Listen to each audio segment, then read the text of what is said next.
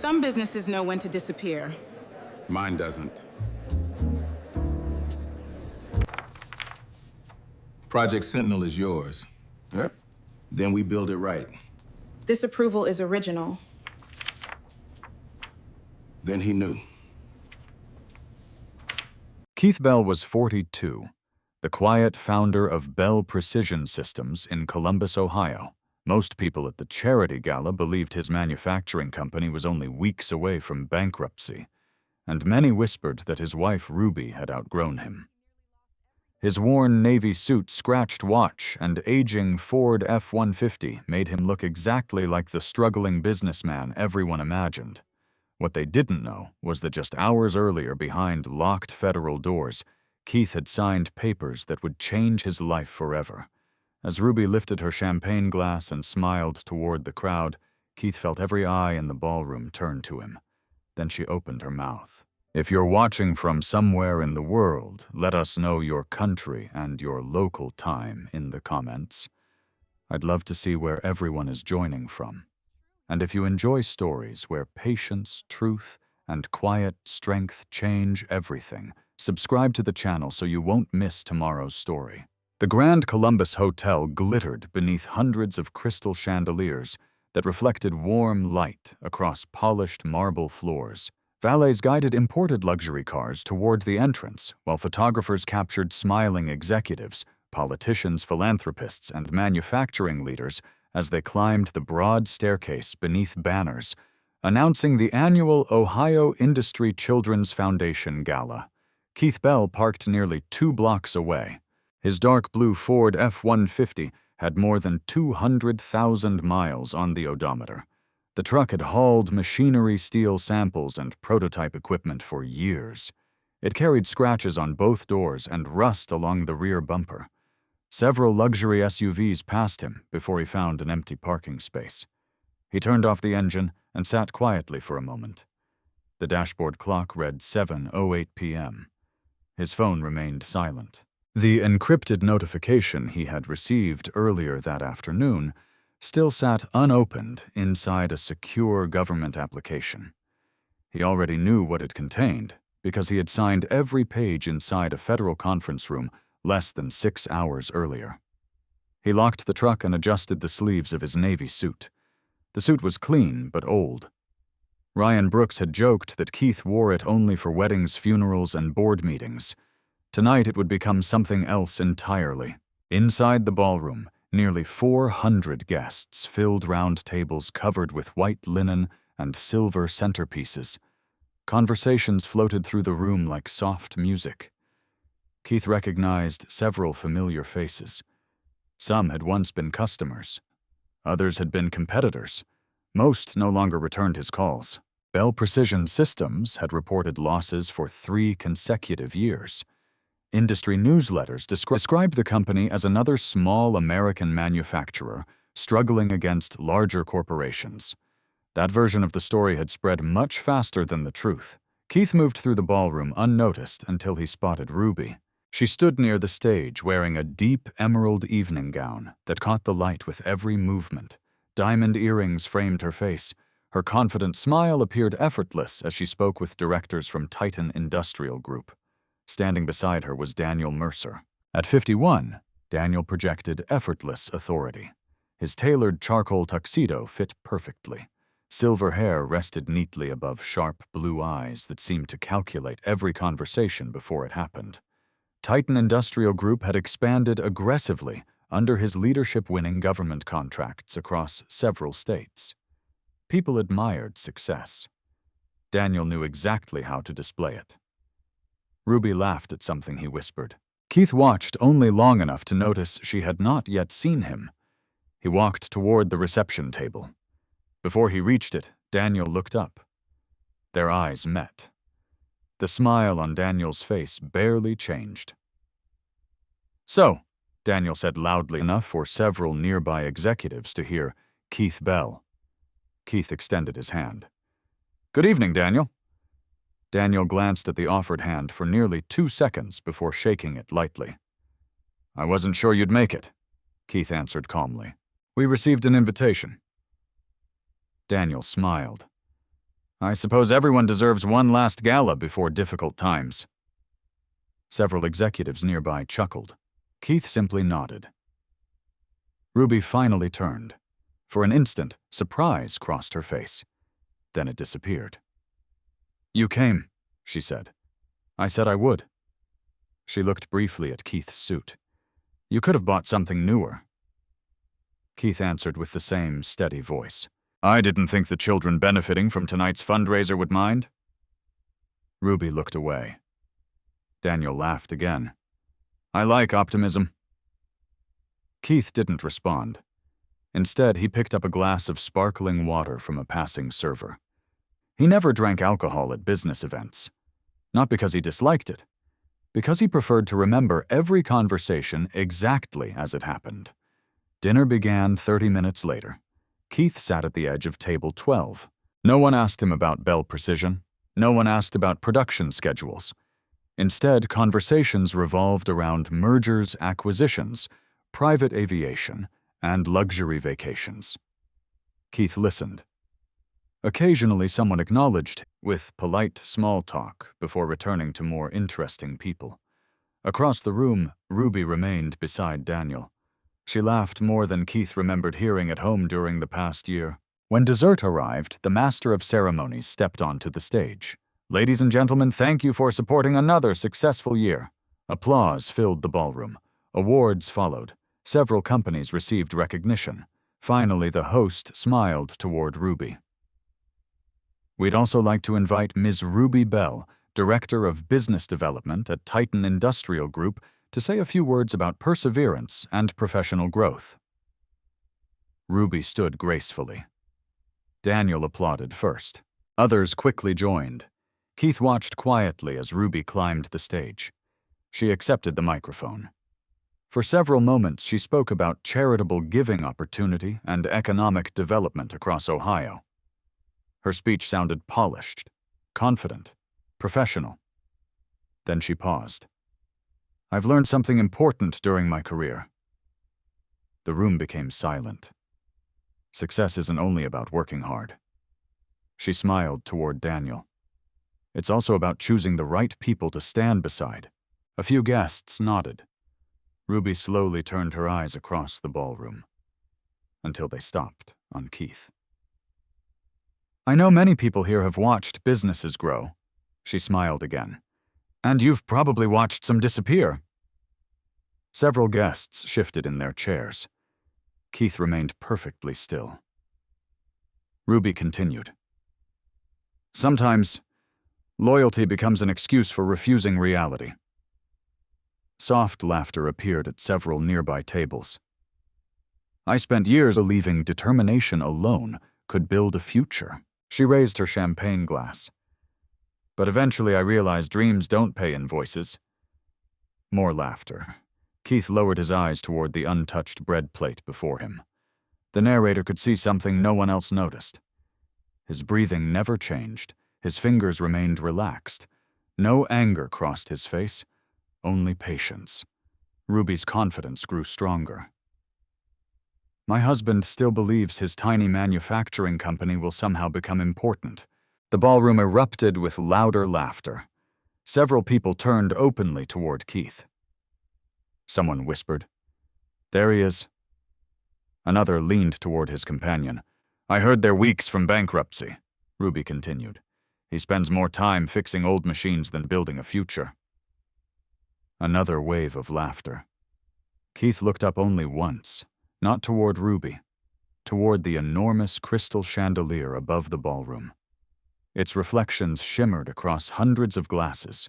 Everything looked bright, fragile, temporary. Daniel slowly stood beside his table. The room quieted. "If I may?" Ruby handed him the microphone. Daniel smiled like a seasoned executive delivering wisdom. "Business teaches difficult lessons." He looked directly at Keith. "One of those lessons is knowing when to stop chasing impossible dreams." Several guests applauded. Daniel continued. "The people who succeed are those willing to surround themselves with winners." He placed one hand lightly against Ruby's shoulder. "And sometimes that means leaving failure behind." Applause echoed throughout the ballroom. Some guests even stood. Keith heard every clap, every whisper, every laugh. Still, he did nothing. He simply finished the last sip of sparkling water. Daniel returned the microphone. Ruby walked off the stage, smiling. She didn't return to Keith's table. Instead, she joined Daniel near the ballroom entrance. 15 minutes later, guests began leaving. Keith collected his jacket. Ryan Brooks would have told him to walk away. Grace Sullivan would later call it discipline. Tonight, it simply felt necessary. Outside, humid summer air replaced the cold air conditioning of the ballroom. Keith walked toward the distant parking lot. Behind him, engines started one after another. Daniel's black Cadillac Escalade rolled to the hotel entrance. A valet opened the rear passenger door. Ruby stepped inside without looking back. The SUV pulled away beneath the city lights. Keith reached his truck. Before unlocking it, his phone vibrated once. Not a text message, not an email. A secure notification. The screen displayed only a short line. Authorization confirmed. Public announcement remains under federal embargo. Keith read it once, locked the phone, placed it inside his jacket pocket. Then he climbed into the old Ford, started the engine, and drove into the quiet Columbus night, without realizing that before sunrise, the first pieces of an entirely different story had already begun moving into place. Keith Bell drove through downtown Columbus with both hands resting lightly on the steering wheel. Traffic had thinned after the gala, and the city lights reflected across the Scioto River in long ribbons of gold and white. His face showed no trace of what had happened inside the ballroom. Ruby's words replayed in his memory exactly once before he pushed them aside.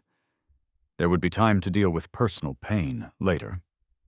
Tonight, another responsibility mattered far more. The narrator could see what no one else could. Keith wasn't suppressing anger because he was weak. He was protecting something that could not survive one careless sentence. 6 hours earlier, before tuxedos, champagne, and applause filled the Grand Columbus Hotel, Keith had left his factory before sunrise. The parking lot at Bell Precision Systems was almost empty. Only Ryan Brooks's silver Chevrolet sedan and Olivia Turner's pickup truck sat near the engineering building. The rest of the staff had been told Keith would be attending an important government meeting. Even Ryan didn't know where. At precisely 8:15 that morning, a black federal SUV had entered the parking lot. The driver never introduced himself. He simply verified Keith's identification, handed him a temporary visitor badge, and asked him to surrender his cell phone. By 9:30 a.m., the SUV arrived at Wright-Patterson Air Force Base outside Dayton. Keith had visited military facilities before, but never one operating under security protocols like these. His watch was sealed inside a gray envelope. His phone disappeared into a locked container. His briefcase was scanned twice. 3 separate security officers checked his identification before escorting him into a conference room with no windows. The room itself looked surprisingly ordinary. A long walnut table, an American flag, a Department of Defense seal mounted on the wall, a coffee pot that had clearly been sitting there for hours. 4 people were already waiting. None wore military uniforms. The senior official introduced himself first. "Good morning, Mr. Bell. I'm Deputy Acquisition Director Charles Donovan." Keith shook his hand. The others followed. "A procurement attorney, a contracting officer, a technical evaluation director." Folders lay neatly arranged in front of each chair. Charles Donovan smiled politely. "Thank you for coming." Keith answered with the same calm tone he used in every difficult negotiation. "I appreciate the invitation." Donovan opened the thick folder. "I imagine you've spent the past several months wondering whether your company had any realistic chance." Keith nodded once. Bell Precision Systems had submitted a proposal nearly 9 months earlier under a classified manufacturing initiative. Hundreds of engineering hours had gone into preparing it. Millions of dollars had been invested developing machining tolerances that larger corporations believed impossible for a small manufacturer. The proposal alone had nearly emptied Bell Precision's remaining cash reserves. Several banks had quietly advised Keith to abandon the effort. He hadn't. Now he sat across the table waiting for the answer. Donovan slid a document toward him. Congratulations. No dramatic speech followed. No applause. Just one sentence. Bell Precision Systems has been selected as the primary precision manufacturing contractor for Project Sentinel. Keith looked down. The first page displayed a contract value exceeding $400 million across several production phases. For a long moment, he didn't move.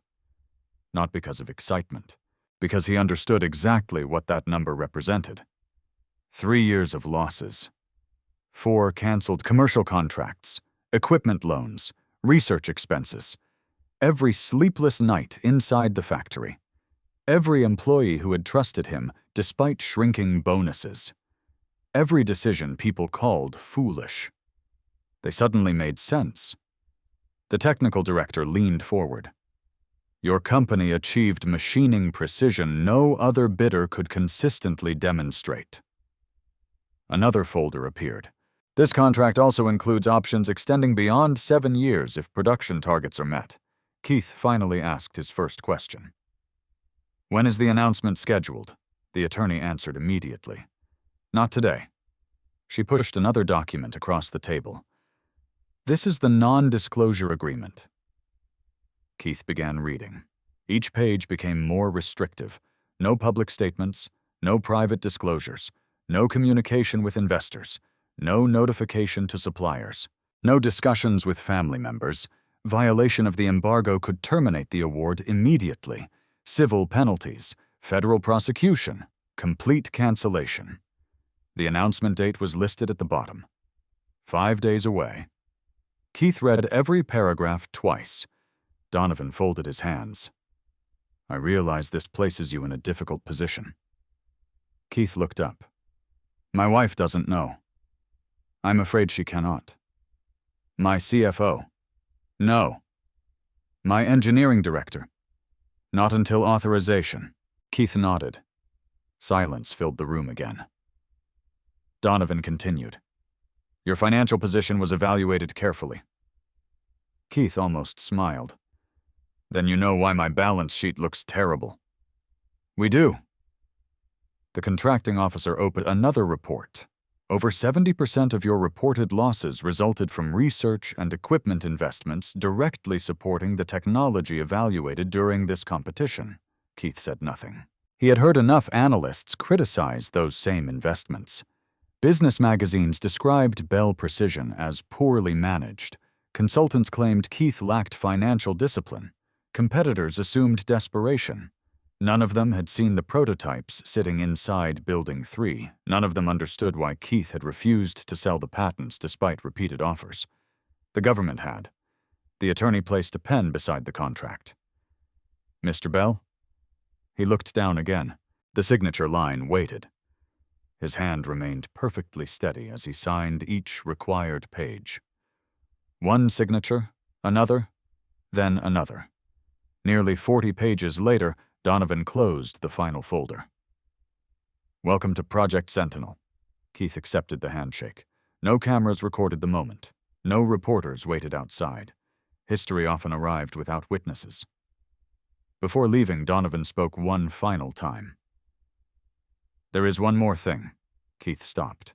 We anticipate considerable attention after the announcement. I understand. Until then you may experience significant personal or professional pressure. Keith thought briefly about unpaid invoices, concerned suppliers, bank meetings, Ruby's growing disappointment during the previous year. I've experienced pressure before. Donovan smiled. I suspected you had. The federal SUV returned Keith to Columbus shortly after noon.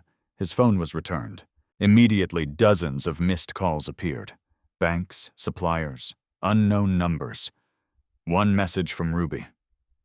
Don't embarrass me tonight. Another followed 30 minutes later. At least wear something decent. A third arrived shortly before 6 o'clock. I hope you won't spend the evening talking about your factory. Keith read each message once. He typed no reply. Not because he lacked an answer, because any meaningful answer was prohibited by federal law. Now, hours later, after the gala had ended, and Ruby had left with Daniel Mercer, Keith parked outside Bell Precision Systems instead of driving home. The factory stood dark, except for one illuminated office. Ryan Brooks. Keith walked inside. Ryan looked up from several spreadsheets. "You were at the gala?" "I was." Ryan studied his friend's face. "That bad?" Keith removed his jacket. "Worse than expected." Ryan sighed. "I heard rumors." Keith didn't ask what they were. Rumors no longer mattered. Ryan noticed the silence. There was something else today, wasn't there? Keith met his eyes. For just a fraction of a second, the narrator could see how difficult restraint truly was. Ryan had stood beside him for 12 years. If anyone deserved to know, it was him. But the contract remained protected. Keith finally answered. "I can't talk about it." Ryan frowned. "Government." Keith gave the smallest nod. Ryan leaned back in his chair. "Then I won't ask another question." That single sentence reminded Keith why Ryan had remained beside him through every difficult year. Trust didn't always require explanations. Sometimes it only required patience. Keith removed his phone from his pocket. Ruby had sent one final text. "I hope tonight convinced you it's over." He looked at the message, deleted it, locked the screen, then walked toward the quiet production floor, where rows of silent machines waited for the morning they would finally begin building something the entire country would one day depend upon. The morning after the charity gala arrived with clear blue skies over Columbus. Keith Bell was already walking through Building 3 at Bell Precision Systems before most of the city had finished breakfast. Rows of CNC machines stood motionless beneath bright industrial lights. Forklifts remained parked along yellow safety lines, while engineers slowly gathered around their workstations with coffee cups in hand. The factory looked no different than it had the previous week. Only Keith knew that within days, every machine inside the building would begin preparing for the largest production contract in the company's history. Until then, everything had to appear completely ordinary. He greeted every employee exactly as he always did. "Morning, Steve." "Good morning, Olivia." "How's your daughter doing, Mark?" No speeches, no celebration, no hint that their future had already changed. Ryan Brooks entered Keith's office carrying 2 folders and a cup of black coffee. "You look like you slept here." Keith smiled faintly. "I almost did." Ryan placed the folders on the desk. "The payroll cleared." "Good." "The bank approved another 30-day extension." Keith nodded. "We'll only need a few more days." Ryan looked at him carefully. "You seem awfully confident." Keith picked up the payroll report. "I've learned not to worry about things I can't discuss." Ryan laughed quietly. "I figured you'd say something like that." He didn't ask another question. That was why Keith trusted him. Across town, Ruby Bell woke inside a luxury hotel suite overlooking downtown Columbus. Sunlight poured through floor-to-ceiling windows. Designer shopping bags sat beside the sofa. An expensive bottle of champagne remained half full on the dining table. Daniel Mercer stood near the windows reading financial news on a tablet. Without looking away from the screen, he spoke. "You handled yourself well last night." Ruby smiled. "I said what everyone was already thinking." Daniel nodded. "Exactly." He placed the tablet on the table. People respect confidence. Ruby walked toward him. "I should have left Keith months ago." Daniel studied her expression. "You've spent too many years apologizing for someone else's failure." Ruby believed him. Over the past year, Daniel had become the voice she listened to most. He always knew exactly what to say. Exactly when to say it. He made ambition sound like wisdom. He made selfishness sound like courage. Ruby had stopped noticing the difference. Daniel poured fresh coffee. "Titan's board meets this afternoon." She looked interested. "You mentioned a promotion." "I did." He handed her the cup. If everything goes according to plan, you'll oversee our federal expansion program. Ruby's eyes widened. Vice President. Daniel smiled. Possibly. The word echoed inside her mind. Vice President. The title sounded far more attractive than being married to the owner of what everyone believed was a dying machine shop. Daniel watched her carefully. He understood people remarkably well. Not because he cared about them, because he studied what they wanted. Meanwhile, inside Bell Precision Systems, Olivia Turner entered Keith's office carrying a tablet. You have a minute. Always? She placed several engineering drawings across the conference table. I've been comparing recent public procurement documents. Keith looked up. What did you find? Olivia enlarged several technical diagrams. I can't prove anything. Show me. She pointed toward a series of precision mounting brackets. These dimensions. Keith leaned closer. The tolerances looked strangely familiar. She switched to another drawing. And these cooling assemblies. Keith remained silent. Olivia continued. I designed something almost identical 2 years ago. Keith examined every measurement. Certain dimensions differed slightly. Several materials had changed. But the engineering philosophy looked unmistakably familiar. Ryan joined them. What are we looking at? Olivia answered. Titan's newest defense manufacturing proposal. Ryan frowned. They're public. Only partial. Keith finally spoke. Where did you obtain them? Federal procurement summaries. She hesitated. The similarities bother me. Ryan crossed his arms. You think somebody copied us? Olivia shook her head. I'm saying whoever designed these solved the problems using exactly the same sequence I used. Keith didn't jump to conclusions. Coincidences existed. Engineers often reached similar solutions independently. Still, he photographed each page. Keep this between us? Ryan nodded immediately. Olivia agreed. No speculation. No accusations. Not yet. Keith gathered the papers into a folder. If something happened, facts will reveal it. The meeting ended. Neither Ryan nor Olivia realized Keith's concern had very little to do with Bell Precision's future anymore. The federal contract was secure, but if someone had somehow obtained confidential engineering concepts before the government announcement, that represented a very different problem. Across the city, Titan Industrial Group's headquarters buzzed with activity. Executives hurried between conference rooms carrying presentation binders. Daniel entered the boardroom with effortless confidence. Ruby followed. The directors welcomed Daniel warmly. The meeting covered quarterly profits, expansion plans, and new government opportunities. Daniel controlled every conversation. He praised his leadership team. He projected aggressive growth. He described Titan as the future of American manufacturing. The directors applauded repeatedly. Near the end of the meeting, Daniel smiled toward Ruby. I'd like everyone to recognize our Director of Business Development. More applause. Ruby has played an important role preparing our next federal initiatives. Several board members congratulated her. One elderly director asked, Your husband still runs that precision machine company? Ruby forced a polite laugh. For now. The room chuckled. Daniel smiled.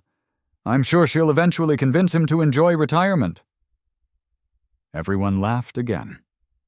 Ruby smiled with them. Yet something about repeating the joke felt strangely different than it had the previous night. Perhaps because Keith had never defended himself. Perhaps because he had simply accepted every insult without argument. For reasons she couldn't explain, that silence had begun lingering in her thoughts. Daniel noticed nothing. His attention had already shifted toward another presentation. Back at Bell Precision, Keith spent the afternoon walking through production areas. Employees greeted him normally. Some worried about overtime. Others discussed maintenance schedules. No one complained. No one quit. Most had remained with Bell Precision for years because Keith treated every worker with respect, even during difficult times. He stopped beside an aging milling machine. The equipment had been purchased second-hand nearly 8 years earlier. Several consultants had criticized the decision. Keith ran one hand along its steel housing. Within a week, it would become one of the busiest machines in Ohio. He almost smiled. His phone vibrated. An unknown number. He answered. Keith Bell. No response. Only breathing. Then the call disconnected. He looked at the screen. Blocked number? 5 minutes later, another call arrived. Blocked again? This time no breathing, only silence. Then another disconnect. Ryan walked into the office. Everything okay? Keith placed the phone on the desk. Probably nothing. Ryan looked unconvinced. You've received 3 calls. I noticed. Before either man could continue, the receptionist knocked. Mr. Bell. Yes. A delivery just arrived. We aren't expecting anything. I know. She handed him a medium-sized brown shipping box. No company logo, no return address, no shipping invoice. Only Keith's name typed neatly across a plain white label. Ryan examined every side. No sender. Keith carefully lifted the package. It felt heavier than ordinary documents. He set it on the conference table. Neither man touched the tape. Ryan looked toward Keith. You want me to call somebody? Keith stared quietly at the anonymous package. After everything that had happened during the previous 24 hours, coincidence seemed increasingly unlikely. The room became silent. Outside machines continued humming through another ordinary workday. Inside the office, Keith slowly reached for a utility knife resting beside the printer. He paused before cutting the tape. For reasons he couldn't explain, he suddenly felt certain that whatever waited inside that plain brown box would not only answer questions, it would begin asking far more dangerous ones. The brown shipping box sat untouched in the center of Keith Bell's conference table. No logo, no sender, no return address. Only his name printed neatly across a plain white label. Ryan Brooks stood beside him with folded arms. Neither man spoke for several seconds. Finally, Ryan broke the silence. You expecting confidential documents? Keith slowly shook his head. No. You think it's dangerous? I don't know. Keith picked up the package and gently tilted it from side to side. Nothing rattled, nothing shifted. The weight felt concentrated toward the center. Not heavy enough to contain machinery, too heavy to contain only paper. He reached for the utility knife. Instead of slicing deeply through the tape, he carefully lifted one corner. Years of handling expensive precision equipment had taught him patience. Within moments, the cardboard flaps opened. Inside rested a thick manila envelope, a small flash drive, and a handwritten note. Keith unfolded the note first. The message contained only one sentence. They stole more than your ideas. No signature appeared beneath it. Ryan leaned closer. That's it? Keith nodded. He picked up the flash drive without inserting it into any computer. Instead, he placed it inside a clear evidence bag normally used for prototype storage. Ryan noticed. You think someone wants us to investigate this? Keith answered carefully. Or someone wants us to make a mistake. He turned toward the receptionist. Linda. She stepped into the doorway. Yes, Mr. Bell? Who delivered this? A courier. Did you recognize the company? She frowned. There wasn't one. What did the driver look like? He wore a baseball cap and sunglasses. Man or woman? A man. Did he say anything? Linda thought for a moment. He only asked if you were inside. And then, he handed me the package and left immediately. Keith thanked her. As the office door closed, Ryan looked at the flash drive again. What now? We don't plug unknown devices into company computers. Ryan smiled faintly. I figured you'd say that. Keith picked up his office phone. I need Grace Sullivan. Ryan's eyebrows lifted. You know Grace personally. We've crossed paths before. Grace Sullivan had spent nearly 20 years as a federal prosecutor before opening a private legal practice specializing in corporate fraud and government compliance. She wasn't flashy. She rarely appeared on television. But inside legal circles, her reputation was simple. She prepared every case as though it would eventually reach a federal courtroom. If someone had deliberately delivered evidence to Bell, Precision Grace would know how to handle it. Less than 2 hours later, a dark gray sedan stopped outside the factory. Grace entered carrying only a leather briefcase. She wore a navy pantsuit and rectangular glasses that gave her an expression of constant concentration. After shaking Keith's hand, she looked directly at the unopened evidence bag. You didn't connect it. Keith smiled slightly. I thought you'd appreciate that. I do. She put on disposable gloves before touching either item. Tell me everything. Keith described the anonymous calls. The package, Olivia's discovery, the engineering similarities, the handwritten note. Grace listened without interrupting. Only after hearing every detail did she finally speak. You've done exactly the right thing. Ryan looked relieved. So, what happens now? Grace examined the flash drive. We image it. We don't open it directly. We preserve fingerprints. And we document chain of custody from this moment forward. Keith nodded. Could this become a criminal matter? Grace answered honestly. It already might be. She photographed every item before sealing each one separately. Then she looked toward Keith. I have one question. Go ahead. Have you shared any classified government information with anyone? Keith answered immediately. No. Not your wife? No. Not Ryan. Ryan shook his head before Keith even spoke. I don't know anything. Grace smiled slightly. Good. She continued writing notes. The fewer people who know, the safer everyone remains. Keith leaned back. I don't even know whether this relates to the government contract. Grace looked directly into his eyes. It doesn't matter. If confidential engineering data was stolen, she tapped the sealed evidence bag, this becomes much larger than a business dispute. Meanwhile, 40 miles away, Daniel Mercer stood inside Titan Industrial Group's executive floor, reviewing presentations with Nathan Cole, the company's information technology director. Nathan had worked for Titan for nearly 11 years. Unlike Daniel, he rarely spoke unless necessary. Daniel closed one presentation. Everything secure? Nathan hesitated. Mostly. Daniel noticed immediately. Mostly. Nathan adjusted his glasses. Our server logs show several unusual access requests over the past month. Daniel remained calm. External attacks. No. Internal. Daniel's expression barely changed. Resolved. Nathan looked uncertain.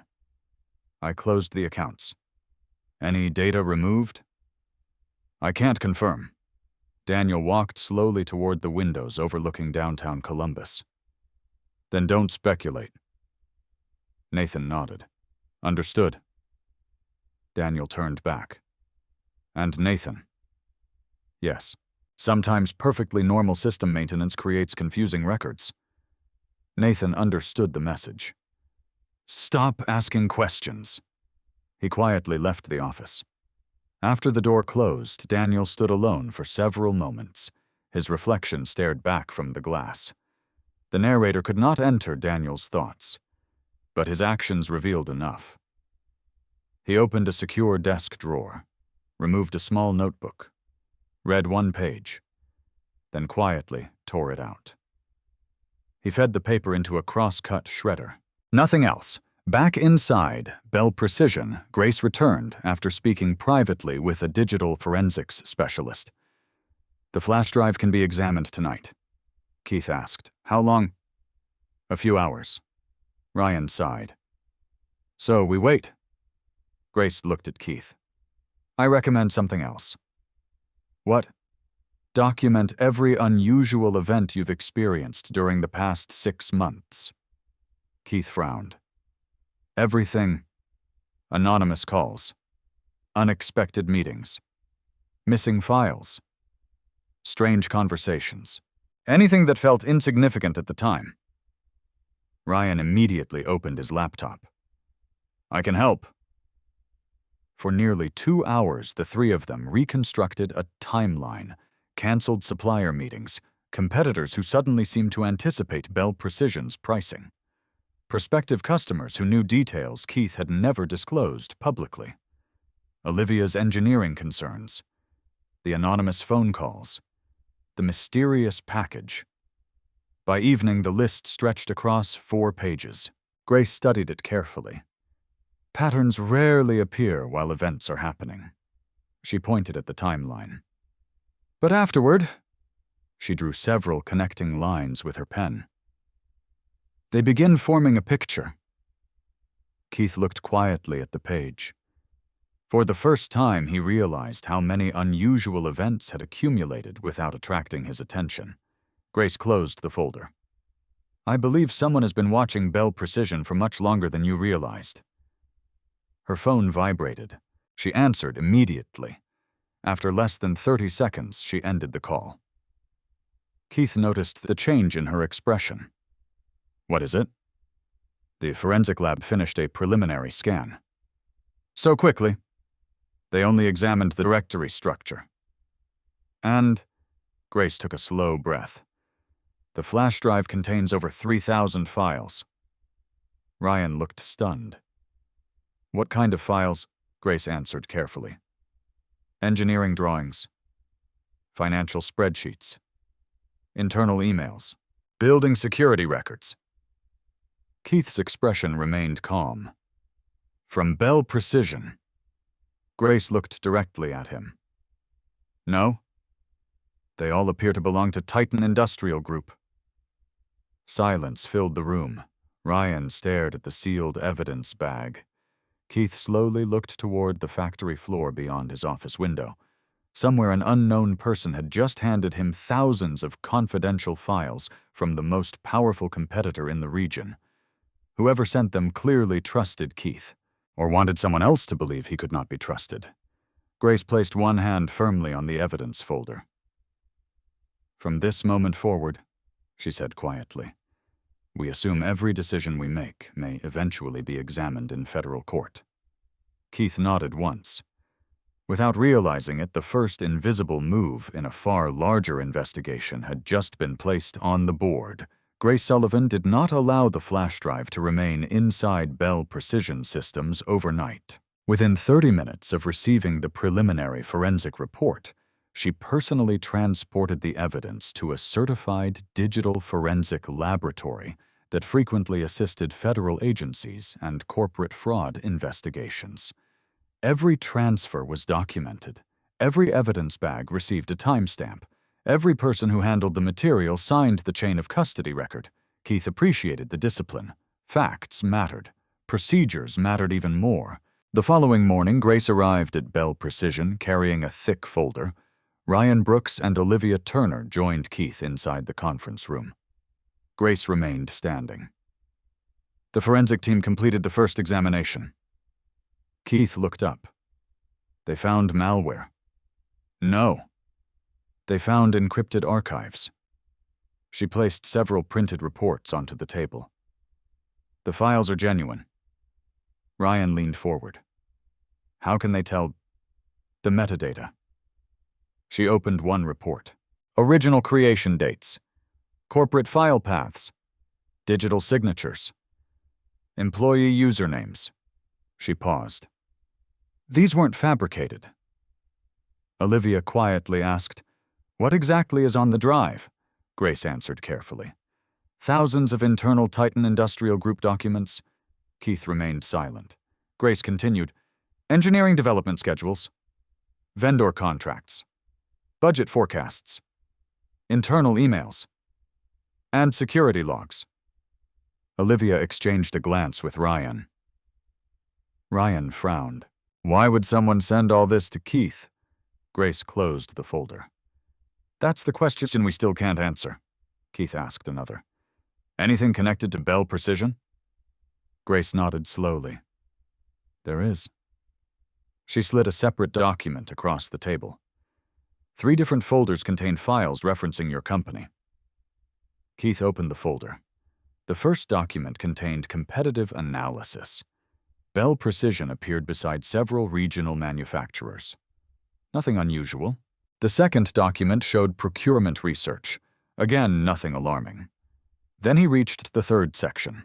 The heading read, Confidential Bell, Precision, Internal Technology Assessment.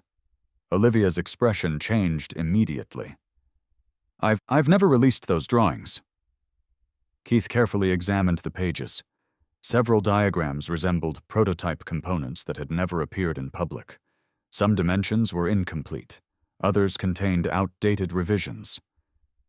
Still, someone outside Bell Precision should never have possessed them. Ryan looked stunned. Those files were stored on our engineering server. Olivia nodded. And only 6 people had access. Silence settled over the room. Grace spoke quietly. I contacted an independent cybersecurity specialist. Keith looked at her. He'll arrive this afternoon. Name: Michael Reeves.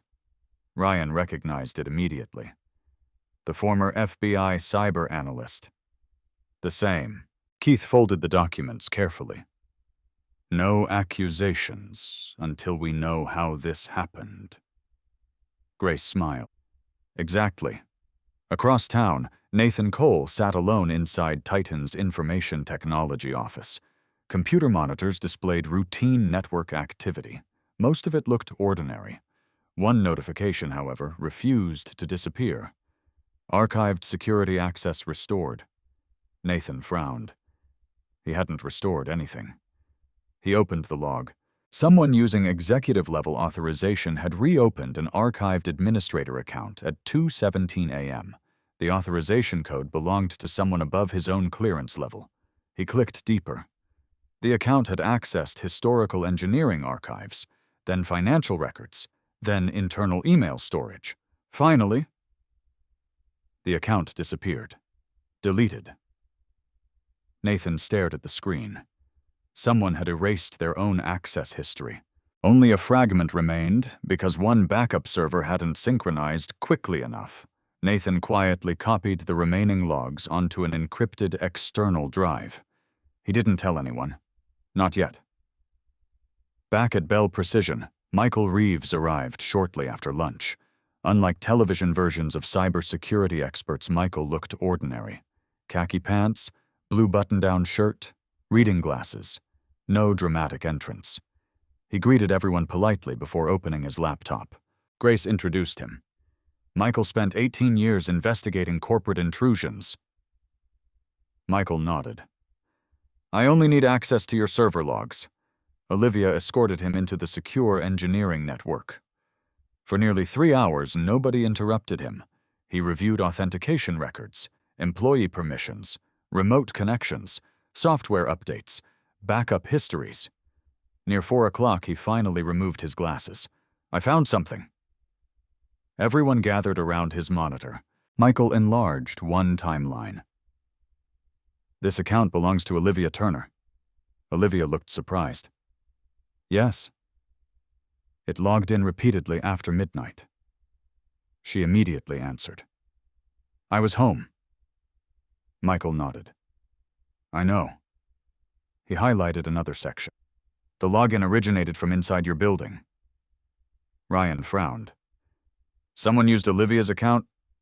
Not exactly. Michael pointed toward another entry. They cloned her authentication certificate. Olivia looked confused. Is that difficult? Michael answered honestly.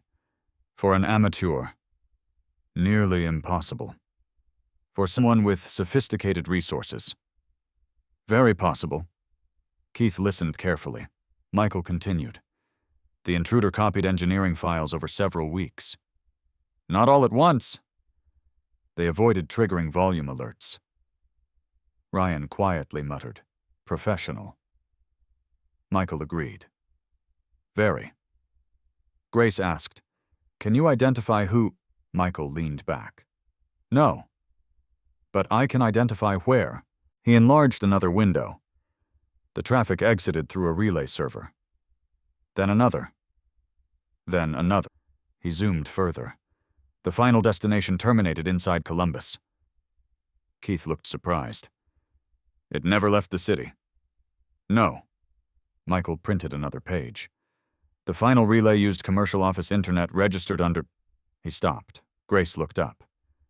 "Registered under whom?" Michael finished reading. "Titan Industrial Group." The room became completely silent. Olivia slowly sat down. Ryan rubbed one hand across his forehead. Keith said nothing. Grace broke the silence. "This still isn't proof."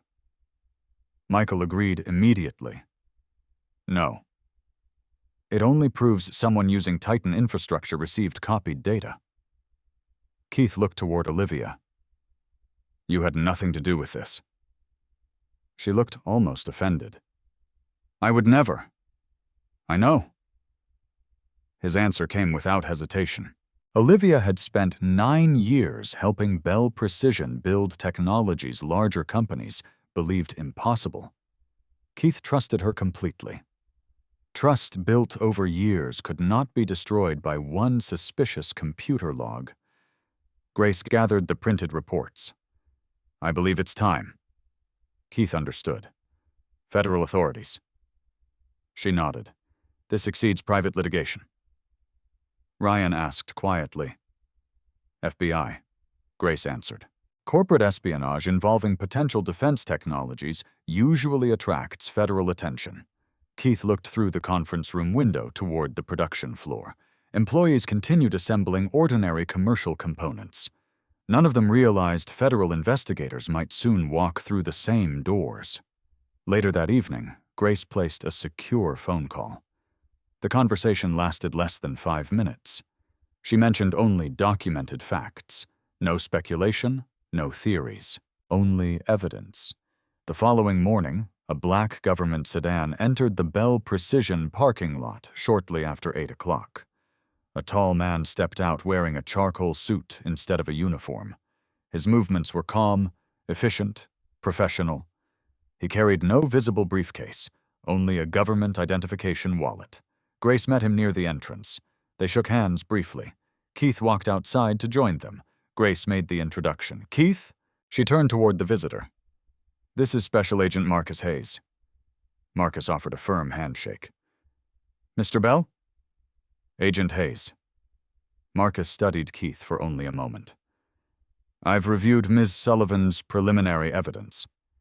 Keith asked. "What do you think?" Marcus answered with practiced caution. "I think someone invested considerable effort obtaining information that didn't belong to them."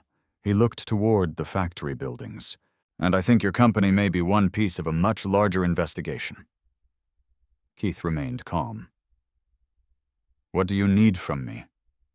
Marcus smiled slightly. "The same thing you've already been doing. Patience." He removed a sealed federal envelope from inside his jacket. "Because starting today," he handed it to Keith, "I'd like your complete cooperation." Keith accepted the envelope without opening it. For the second time in less than a week, federal authorities had quietly entered his life. This time, however, they hadn't come to award a contract. They had come to investigate a crime. Special Agent Marcus Hayes did not waste time. Within an hour of arriving at Bell Precision Systems, he had converted Keith's conference room into a temporary interview space. A portable document scanner sat beside his laptop. Grace Sullivan organized evidence into numbered folders, while Ryan Brooks retrieved archived engineering records requested by the Bureau. Marcus observed everything, not just documents, people. He watched how employees greeted Keith in the hallway. He noticed workers stopping naturally to ask technical questions instead of avoiding their employer. He paid attention to the condition of the machinery. Most corporate investigations began with financial records. Marcus always began with culture. Organizations rarely lied consistently. People eventually revealed the truth. Late that morning, he walked through the production floor beside Keith. A machinist named Carlos looked up from a milling station. "Morning, Keith." "Morning, Carlos. How's your mother's recovery?" "She's finally walking without the brace." "That's good news." Marcus noticed Keith remembered not only the employee's name, but also his family. A few minutes later, another technician stopped him. "The coolant pump on line 4 needs replacing." Keith answered immediately. "Order the new assembly today." Ryan quietly added, "It's expensive." Keith looked toward the machine. "So is losing production." The technician smiled before returning to work. Marcus made another mental note. No fear, no hesitation. Employees spoke openly. That wasn't common in failing companies. When the tour ended, Marcus asked a simple question. "How many people have resigned during the past year?" Ryan answered. "2." Marcus looked surprised. "Only 2?" Keith nodded. "One retired. The other moved to another state." Marcus closed his notebook. "For a company people believe is collapsing." He looked around the factory. Employee retention is unusually strong." Keith smiled faintly. "They believe in the work," Marcus corrected him gently. "No. They believe in you." Keith didn't respond. He simply continued walking. Across Columbus, Daniel Mercer prepared for an executive luncheon with several investment analysts.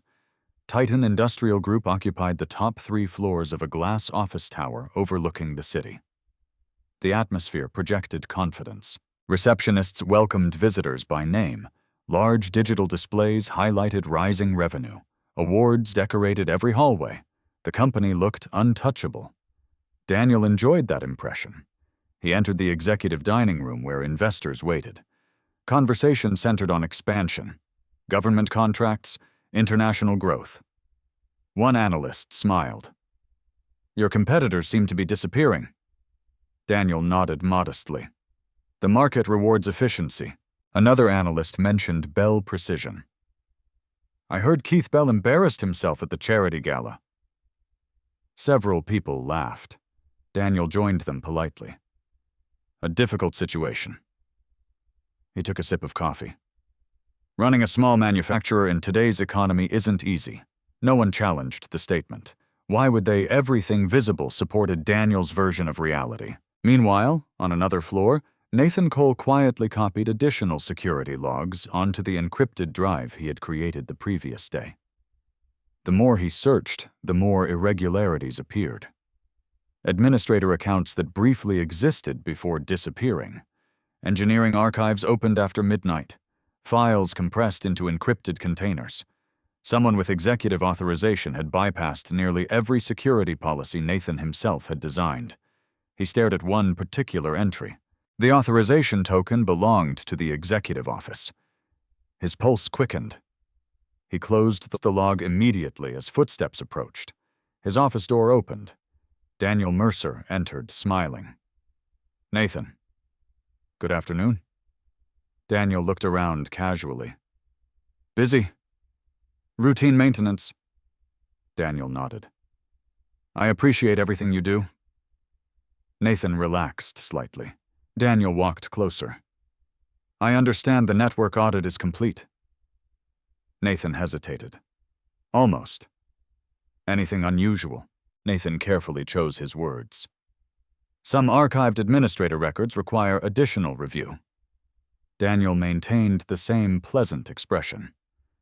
"Old systems often create confusing reports." "They do," Daniel smiled. "I trust your judgment." He turned towards the door. "And Nathan." "Yes." "If something belongs in the past," he paused only briefly, "sometimes it's best left there." After Daniel left, Nathan remained motionless.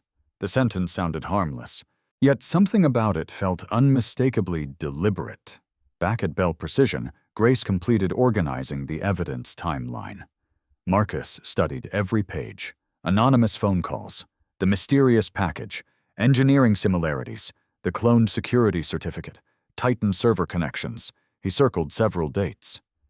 Interesting. Keith looked over. What is it? Marcus pointed toward 1 week in particular. Every major event happened after your proposal advanced to final government evaluation. Ryan frowned. So, Marcus drew another line. Before that, he tapped the timeline. Almost nothing. Grace immediately understood.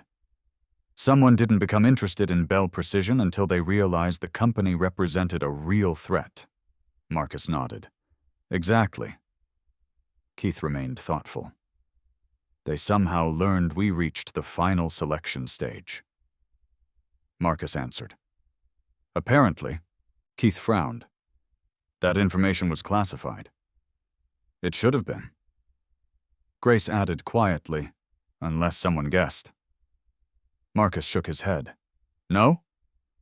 They reacted too precisely. The room fell silent again. Someone somewhere had known Bell Precision was closer to success than anyone outside the Federal Evaluation Committee should have understood. Late that afternoon, Marcus received a secure phone call. He stepped outside to answer. When he returned, his expression had changed. Grace noticed immediately. What happened? Marcus closed the conference room door. I received authorization for limited investigative disclosure. Keith waited. Marcus placed a sealed folder on the table. I can now tell you why Washington responded so quickly. He opened the folder. Several photographs appeared. Different companies, different states, different industries. Keith studied them. I don't understand. Marcus pointed toward the first photograph. Colorado. Another. Virginia. Another. Texas. Finally, one more. Michigan.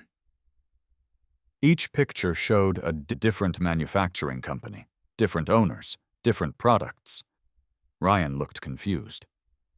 They have nothing in common, Marcus answered quietly. They all believed that. Grace slowly realized where he was going. They were targeted. Marcus nodded. Over the past 4 years, several small advanced manufacturing companies experienced unexplained data theft. Keith looked down at the photographs again. What happened to them? Marcus answered honestly. Most accepted buyout offers. Some declared bankruptcy. One closed permanently. Ryan looked disturbed. Did investigators ever identify who was responsible? Marcus hesitated. Not completely. What they found instead, he turned another page, was a pattern. Every targeted company specialized in highly advanced engineering. Every company possessed technologies valuable to future government procurement. Every company suddenly faced aggressive competition shortly before major federal contracts were awarded. Grace slowly folded her arms. This wasn't random. No. Marcus met Keith's eyes. It appears someone systematically weakened smaller innovators before they could compete. Keith looked toward the production floor beyond the conference room windows. His employees continued working without any idea that their factory now resembled other businesses destroyed years earlier. Marcus spoke again. The difference is, everyone looked at him. Your company survived long enough to become useful. Keith frowned. Useful to whom? Marcus smiled slightly. To us. Outside rain began falling softly across the factory parking lot. Dark clouds covered the afternoon sky. Marcus gathered the photographs. The Bureau has been investigating fragments of this network for years. Grace asked. And now, Marcus placed Bell Precision's evidence folder on top of the others. Now we finally have a witness, Keith corrected him calmly. I haven't witnessed anything. Marcus looked directly at him. No. You built something valuable enough that someone risked exposing themselves to steal it. He paused. And that changes everything. Hundreds of miles away, someone who still believed Bell Precision was only another struggling machine shop had no idea that a quiet federal investigation had just become a national priority. Keith Bell slept only 4 hours that night. Not because he was afraid, because every new piece of evidence seemed to widen the investigation instead of narrowing it. At 6 o'clock the next morning, he arrived at Bell Precision Systems carrying the sealed federal envelope Special Agent Marcus Hayes had given him the previous day. He had intentionally waited until he was alone before opening it. Inside was a single page. No dramatic language, no classified markings visible beyond a federal reference number. The document requested his voluntary cooperation in an ongoing investigation into suspected corporate espionage involving advanced manufacturing technologies. It instructed him not to disclose the existence of the investigation outside a specifically approved list of individuals. Keith folded the letter carefully. Nothing in it surprised him. What caught his attention was the final sentence. Continue operating your business normally. That was exactly what he intended to do. By 7:30, the factory sounded alive again. Machines resumed cutting steel. Forklifts carried aluminum billets across the warehouse. Engineers discussed production tolerances around digital workstations. If anyone expected Bell Precision to behave differently because the FBI had become involved, they would have been disappointed. Keith walked through every department exactly as he always had. He answered questions, reviewed production schedules, helped solve a tooling issue on one machining center. Employees saw the same calm owner they had trusted for years. Marcus Hayes arrived shortly after 8. Instead of walking directly into Keith's office, he remained near the production floor for nearly an hour. He watched. He listened. Eventually, he joined Keith beside an inspection station. "You weren't pretending yesterday." Keith looked up. "Pretending? You really do know everyone here?" Keith smiled. "I hired most of them." Marcus nodded. "They'd follow you." Keith considered the statement. "I'd rather they follow good work." Marcus looked toward the employees. "They're doing both." Meanwhile, across Columbus, Ruby Bell entered Titan Industrial Group, carrying a designer handbag Daniel Mercer had purchased for her the previous evening. Several coworkers congratulated her on rumors of an upcoming promotion. She smiled graciously. Everything appeared to be moving exactly as she had imagined. Yet throughout the morning she found herself distracted. She replayed the charity gala repeatedly. Not the applause, not Daniel's speech, Keith's silence. He had never begged, never argued, never tried to embarrass her in return. He had simply walked away. For years, Ruby had convinced herself that Keith's quiet nature reflected weakness. Now she wasn't entirely certain. Near lunchtime, she opened her phone. A message from a divorce attorney she had contacted earlier in the week remained unread. She stared at it, then locked the screen again. Daniel entered her office. "You seem distracted." "Just tired." "You should celebrate." He smiled. "The board approved your promotion recommendation." Ruby looked surprised. "Already?" "Almost." Daniel deliberately emphasized the last word. "One more executive review." She smiled again. "Thank you." Daniel studied her expression. "Everything all right?" She hesitated only briefly. "Keith didn't react the way I expected." Daniel laughed softly. "People who lose everything often become quiet." Ruby nodded. "Maybe." Daniel walked closer. "Don't let guilt confuse you." "I'm not guilty." "Good."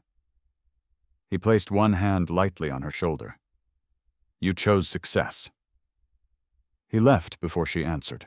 Back at Bell Precision, Marcus asked Grace Sullivan for a private conversation. They stepped into an unused conference room. Marcus closed the door. "I've received another briefing." Grace listened. "The Bureau traced the anonymous package." She raised an eyebrow. "Already?" "Partially." "The courier service accepted cash." " No surveillance." Marcus shook his head. "Not useful." What did you find? The package originated from a public shipping center 12 miles away. Grace waited. Marcus continued. Security cameras captured the sender. Can you identify him, Sarge? No. He wore a cap, sunglasses, and a medical mask. Grace sighed.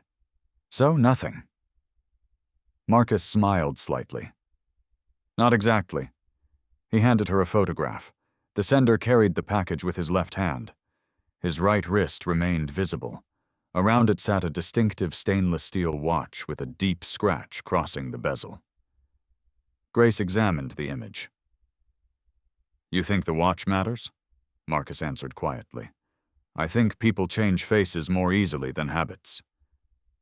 Grace understood. Investigations often advanced because someone overlooked an insignificant detail. A watch, a ring, a limp, a unique way of standing. She placed the photograph inside the evidence file. Later that afternoon, Michael Reeves returned with additional cybersecurity findings. Everyone gathered once again. Michael connected his laptop to the conference room display. I reconstructed part of the intrusion timeline. Several charts appeared. Colored lines stretched across months of activity. The attackers never tried to steal everything. Olivia frowned. They selected files. Exactly. Michael enlarged one section. They copied manufacturing tolerances. Another. Material compositions. Another. Prototype testing results. Ryan looked confused. Why not complete designs? Michael answered immediately.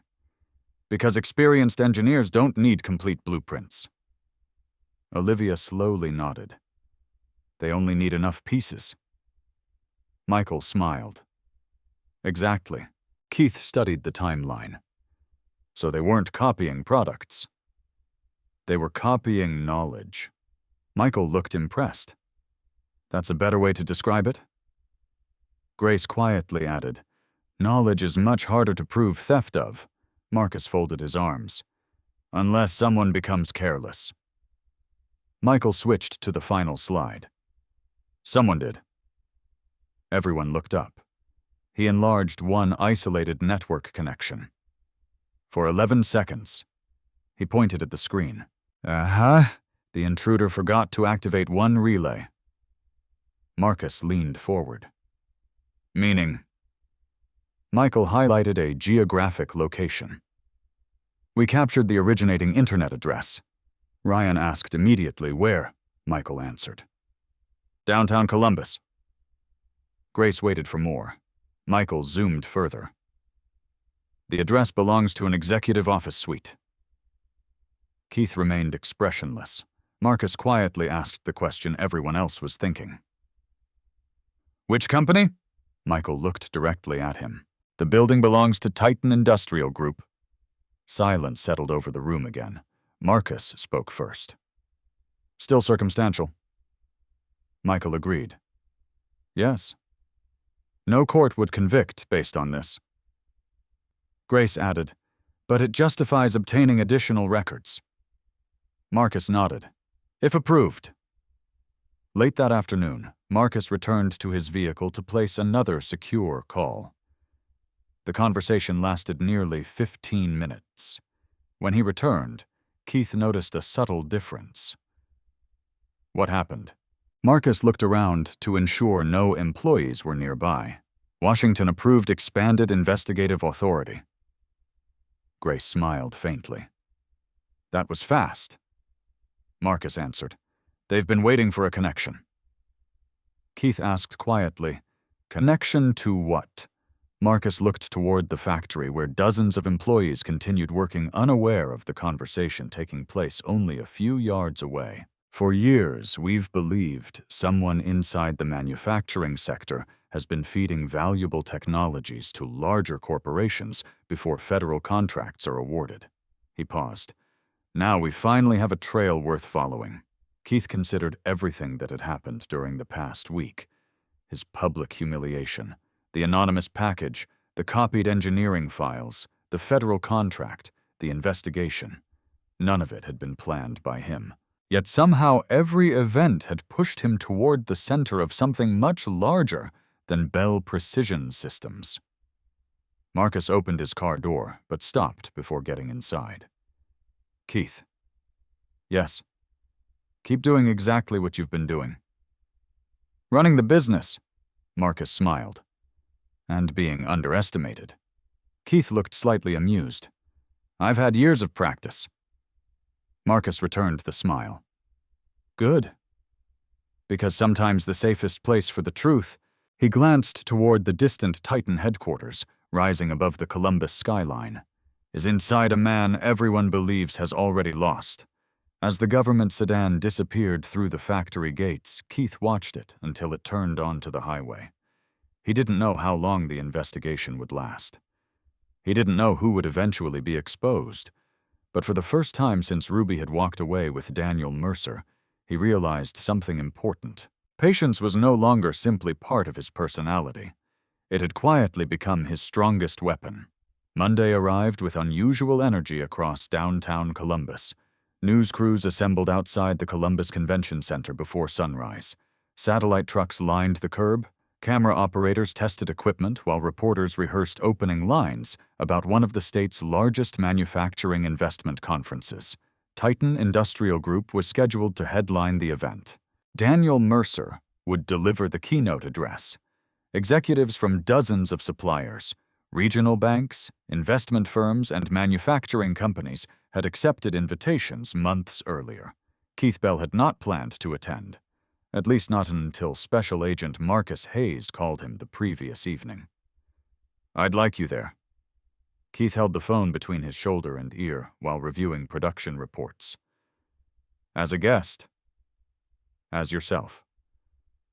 I wasn't invited, Marcus answered calmly. You are now. The official invitation arrived 20 minutes later through the conference organizers. No explanation accompanied it.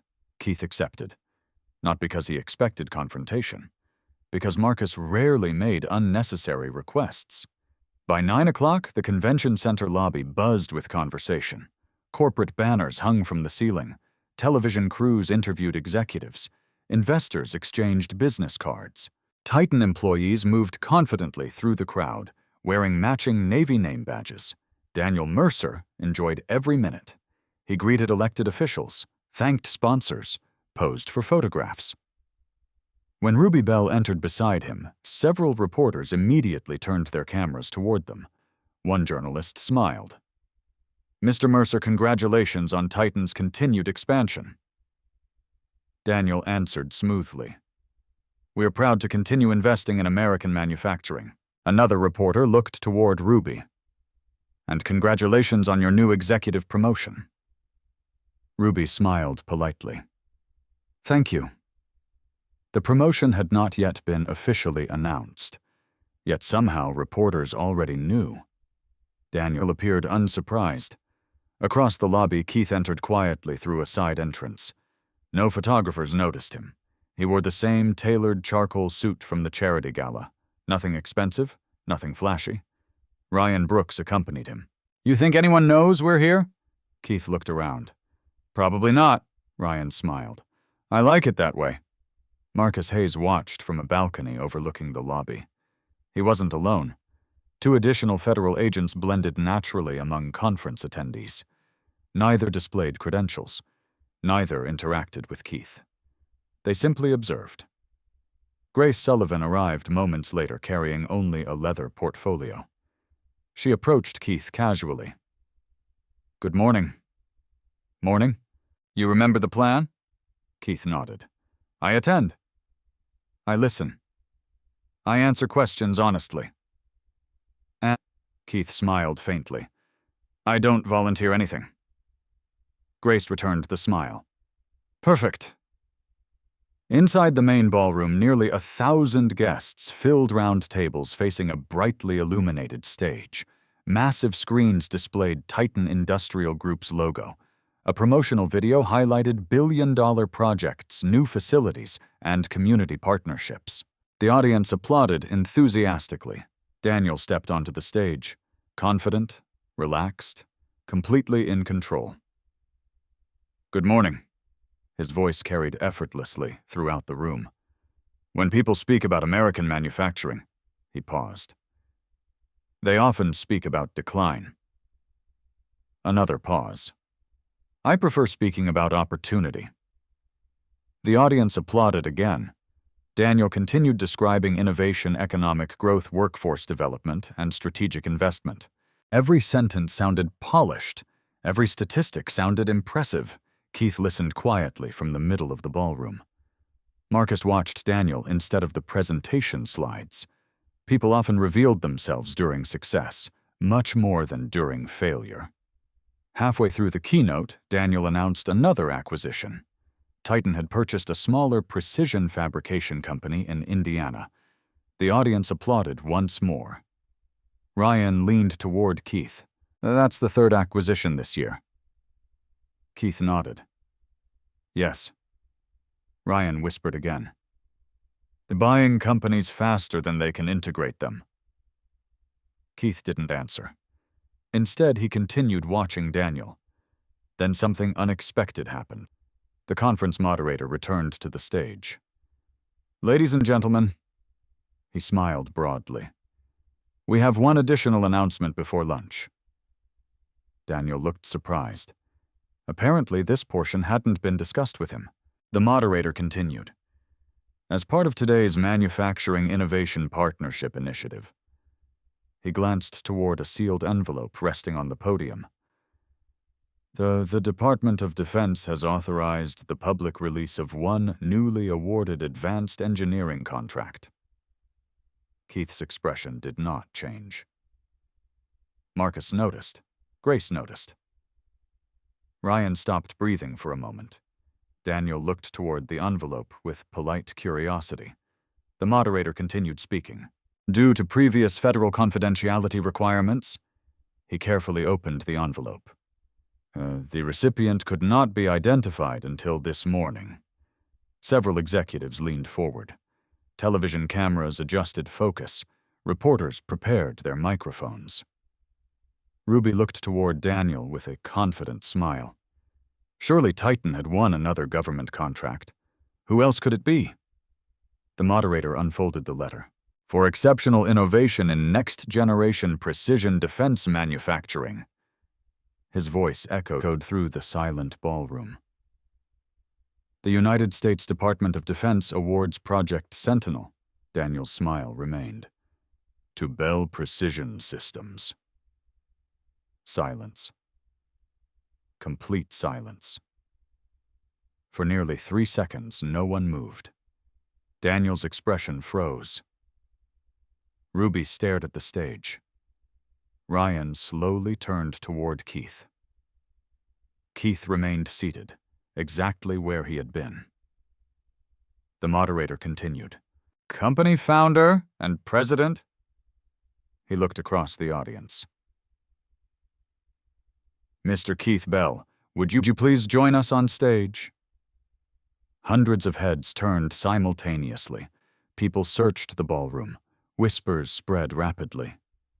Keith Bell. Precision. I thought they were failing. Didn't his wife leave him? Ruby's face drained of color. Daniel slowly followed everyone's gaze. For the first time since anyone had known him, he appeared genuinely unprepared. Keith stood calmly. He buttoned his jacket, looked briefly at Ryan, then began walking toward the stage. Nobody applauded at first. People were still trying to understand what they had just heard. Halfway down the aisle, one person started clapping. Then another. Then another.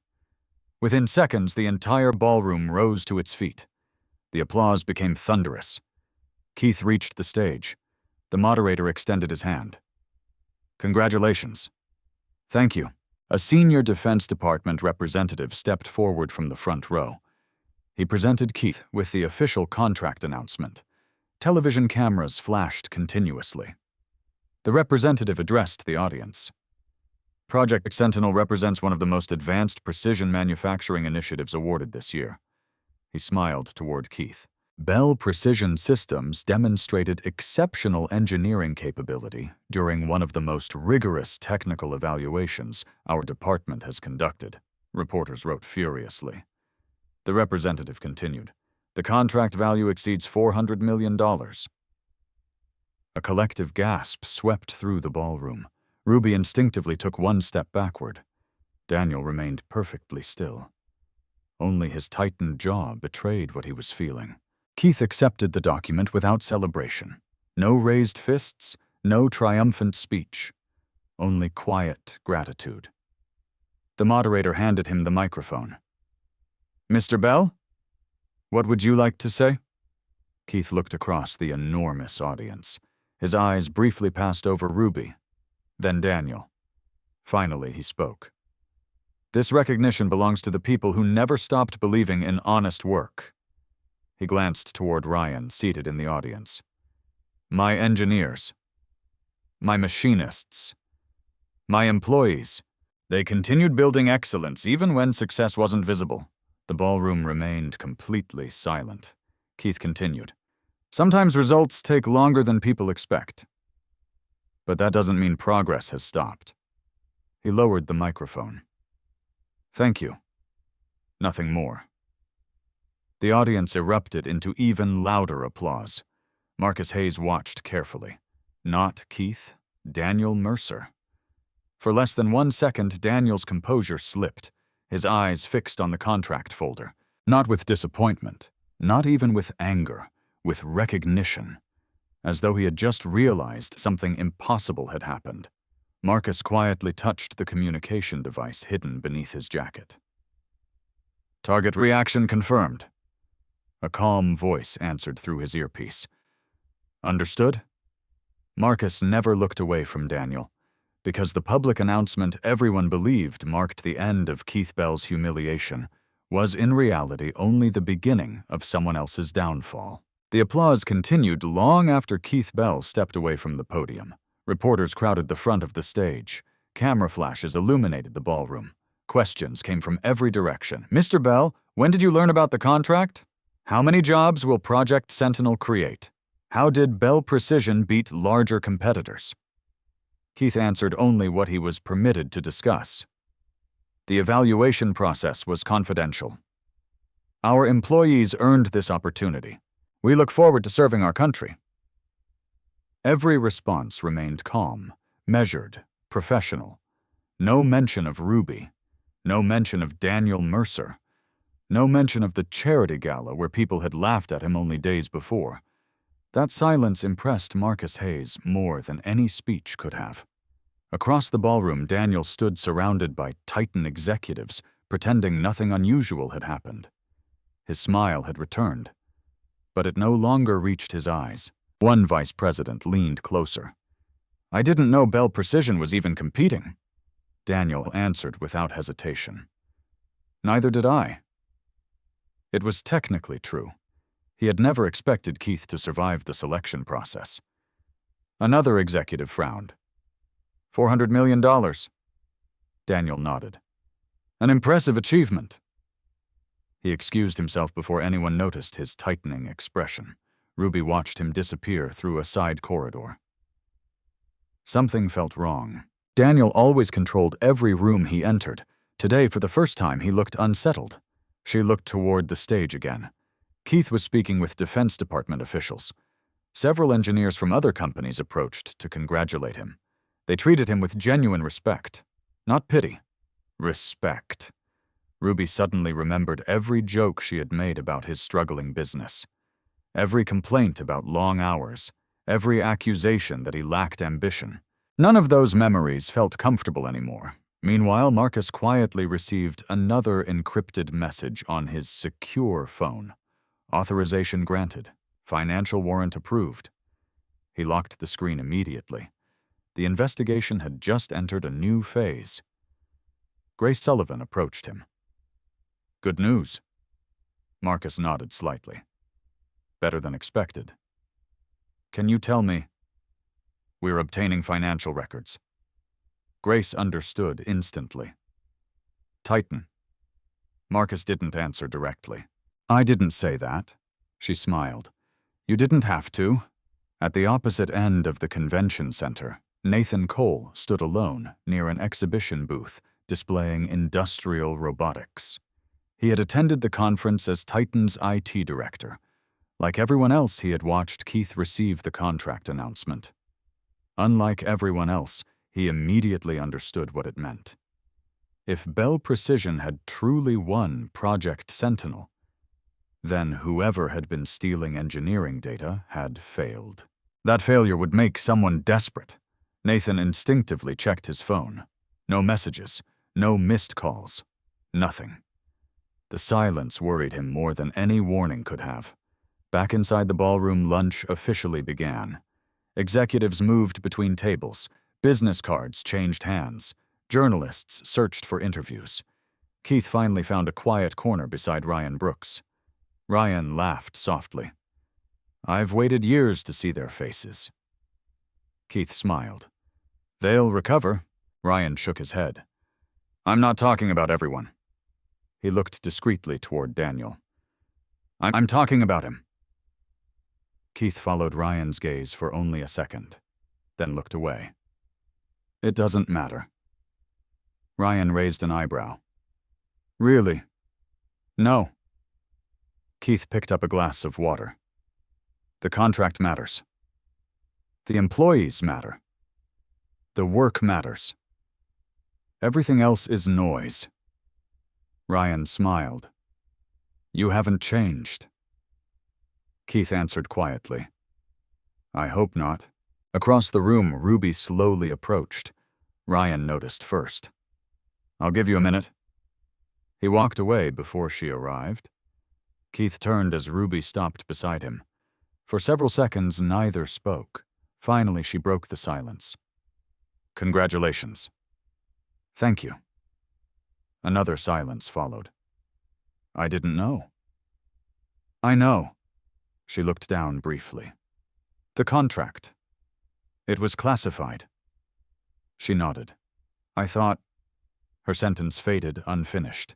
Keith didn't rescue it. After another long pause, she asked softly, Why didn't you tell me? Keith looked at her with neither anger nor satisfaction. I wasn't allowed. She searched his face for resentment. She found none. That somehow made the conversation even harder. I embarrassed you, Keith answered honestly. Yes. Her eyes lowered again. I'm sorry. It was the first sincere apology she had offered in years. Keith accepted it with a slight nod. Thank you. Nothing more. No dramatic reconciliation. No emotional confrontation, just two simple words.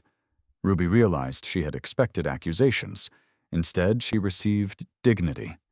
Daniel appeared across the room before she could continue. There you are. His voice remained pleasant. We're about to meet the investors. Ruby looked back at Keith. I should go.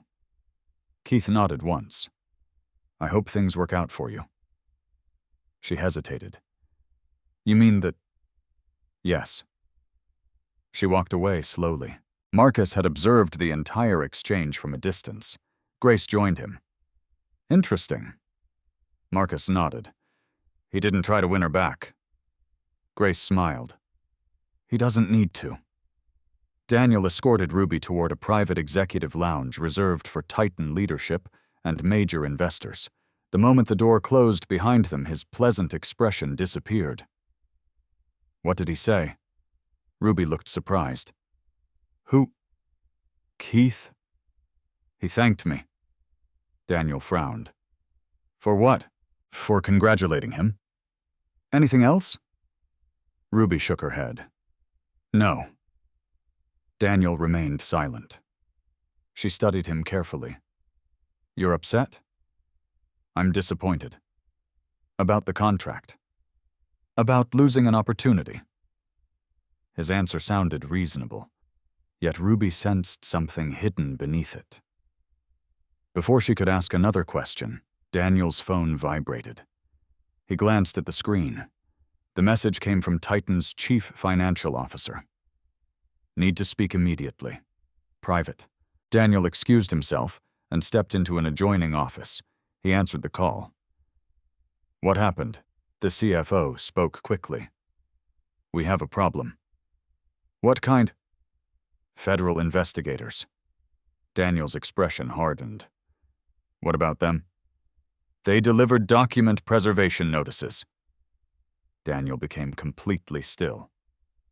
"To whom?" "Accounting, legal, and information technology." His voice remained calm. "Search warrants?" "Not yet. Only preservation orders." Daniel stared silently through the office window. The CFO continued. "They specifically requested that no electronic records be altered or destroyed." Daniel asked one final question. "What triggered this?" "We don't know." The line went quiet. Daniel ended the call without another word. For several seconds he stood motionless. Then he looked back toward the ballroom where Keith Bell continued speaking with reporters. The timing was impossible. First, Bell Precision unexpectedly won the defense contract. Now federal investigators were preserving Titan's internal records.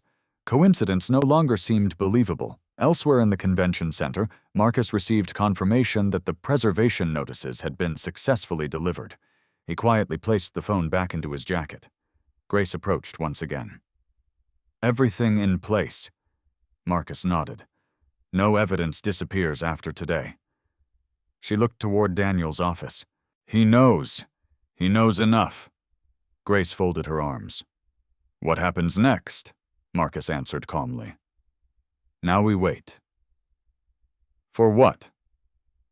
He watched Daniel emerge from the executive lounge with a carefully reconstructed smile. "For people under pressure. They almost always make mistakes." Across the ballroom, Keith laughed with one of his engineers during an interview, completely unaware that the public victory everyone celebrated had already triggered the first official move against the empire that had believed itself untouchable.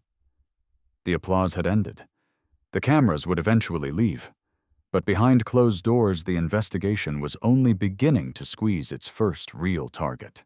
The conference ended before sunset. By evening, every major business news outlet carried the same headline: Bell Precision Systems wins landmark defense contract. Photographs of Keith Bell accepting the Project Sentinel announcement appeared across financial websites, manufacturing journals, and national newspapers. Only a week earlier, those same publications had described Bell Precision as another struggling supplier fighting to survive. Now analysts wanted interviews. Banks wanted meetings. Suppliers wanted partnerships. Keith accepted none of them. Instead, he returned to his factory. The parking lot was nearly empty when he arrived. Only the second shift maintenance crew remained inside. The familiar sound of ventilation systems echoed through the building. For the first time all day, everything felt quiet. Ryan Brooks met him near the engineering office. "I thought you'd be celebrating." Keith smiled. "This is celebration." Ryan laughed. "Coming back to work." "Exactly." Ryan shook his head. "You really are impossible." Keith looked across the production floor. "Tomorrow these machines still have to run." "They always do." The two men walked slowly between rows of precision equipment. Nothing about the factory had changed. The contract announcement had not magically transformed the building. The same machines remained. The same engineers remained. The same workers remained. Only the world's opinion had changed. Ryan finally asked the question that had been on his mind all afternoon. "Do you regret staying quiet?" Keith thought carefully before answering. "If I had broken the confidentiality agreement." He looked toward the empty assembly line. "There wouldn't have been a contract." Ryan nodded. "And Ruby?" Keith remained silent for several moments. "I regret that our marriage reached this point. But I don't regret keeping my word." Ryan understood. That answer explained Keith better than any speech ever could. Across the city, Titan Industrial Group looked very different from the confident corporation that had entered the convention center that morning. Executive conference rooms remained occupied long after normal business hours. Lawyers arrived carrying document cases. The information technology department received instructions to suspend routine server maintenance. Nobody officially explained why. Rumors spread anyway. Nathan Cole watched the unusual activity with growing concern. His manager entered his office. Executive meeting. Now? Immediately. Nathan followed him upstairs. Inside the boardroom, Daniel Mercer sat at the head of the table, surrounded by senior executives and corporate attorneys. No refreshments, no casual conversation. The atmosphere felt heavy. Daniel opened the meeting. Today we've received federal document preservation notices. Several executives exchanged nervous glances. One director asked quietly, "Are we under investigation?" Daniel answered without hesitation. "Not that we've been informed." Another executive frowned. "Then why preserve records?" "Our attorneys are communicating with the government." Daniel kept his tone controlled. "Until we receive additional information, every employee will cooperate fully." The legal counsel added another instruction. No emails are to be deleted. No electronic records modified. No personal devices connected to company servers. Nathan immediately recognized the significance. Someone expected investigators to examine digital evidence. Daniel looked around the room. "I want complete professionalism. We've done nothing wrong." Most people nodded. Nathan noticed one exception. The chief financial officer avoided eye contact entirely. After the meeting concluded, Daniel stopped Nathan before he left. A moment, the others exited. The door closed. Daniel walked toward the window overlooking downtown Columbus. "I need confirmation." Nathan remained calm. "About what?" "Our network." "Everything's secure." Nathan answered carefully. "As secure as possible." Daniel turned. "No unusual activity." Nathan remembered the hidden administrator accounts, the copied engineering files, the unexplained remote connections. He chose every word with precision. "I haven't found evidence of any current intrusion." It was true. Current intrusion. Daniel studied him for several seconds, then nodded. Good. Nathan left the room. His heartbeat accelerated only after the elevator doors closed. He had not lied, but he had certainly not told Daniel everything. Meanwhile, Grace Sullivan met Marcus Hayes at the federal field office. Boxes of documents already lined one conference room. Agents sorted records into chronological order. Large whiteboards displayed timelines connecting Bell Precision Titan Industrial Group and several smaller companies targeted over the previous 4 years. Marcus pointed toward one section. "We've identified 7 companies." Grace examined the board. "All experienced data theft." "Yes." "All competed for federal contracts." She noticed another similarity. They all remained financially independent. Marcus nodded, until something happened. Grace continued reading.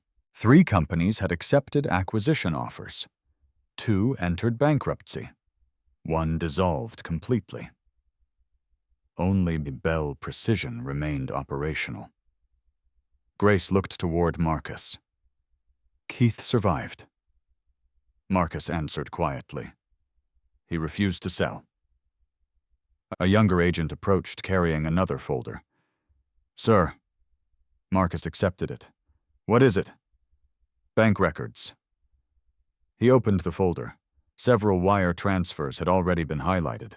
Large consulting payments, shell corporations, foreign intermediary accounts. Grace leaned closer. "Anything useful?"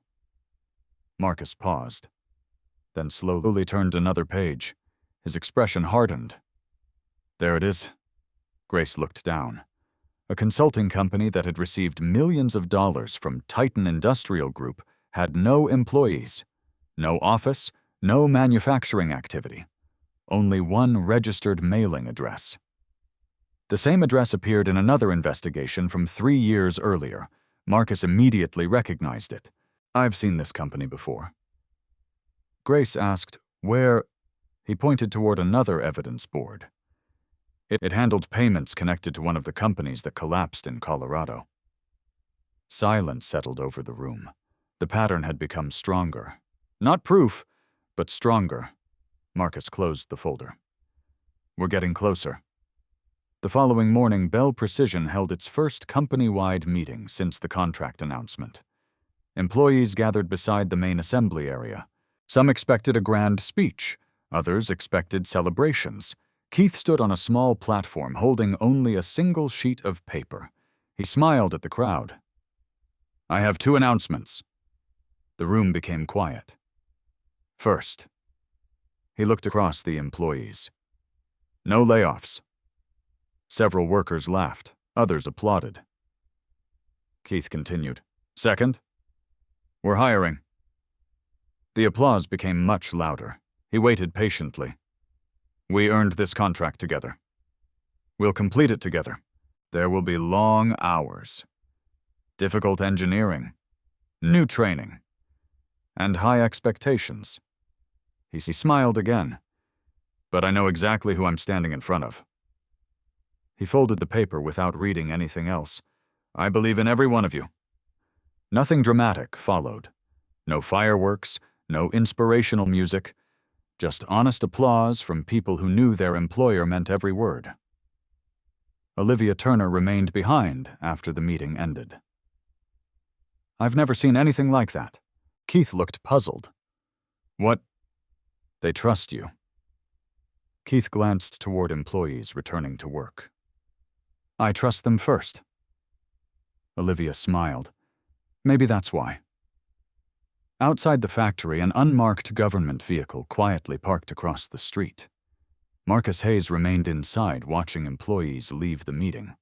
He wasn't conducting surveillance on Keith anymore. He was protecting him, because investigations often became most dangerous after the first public victory.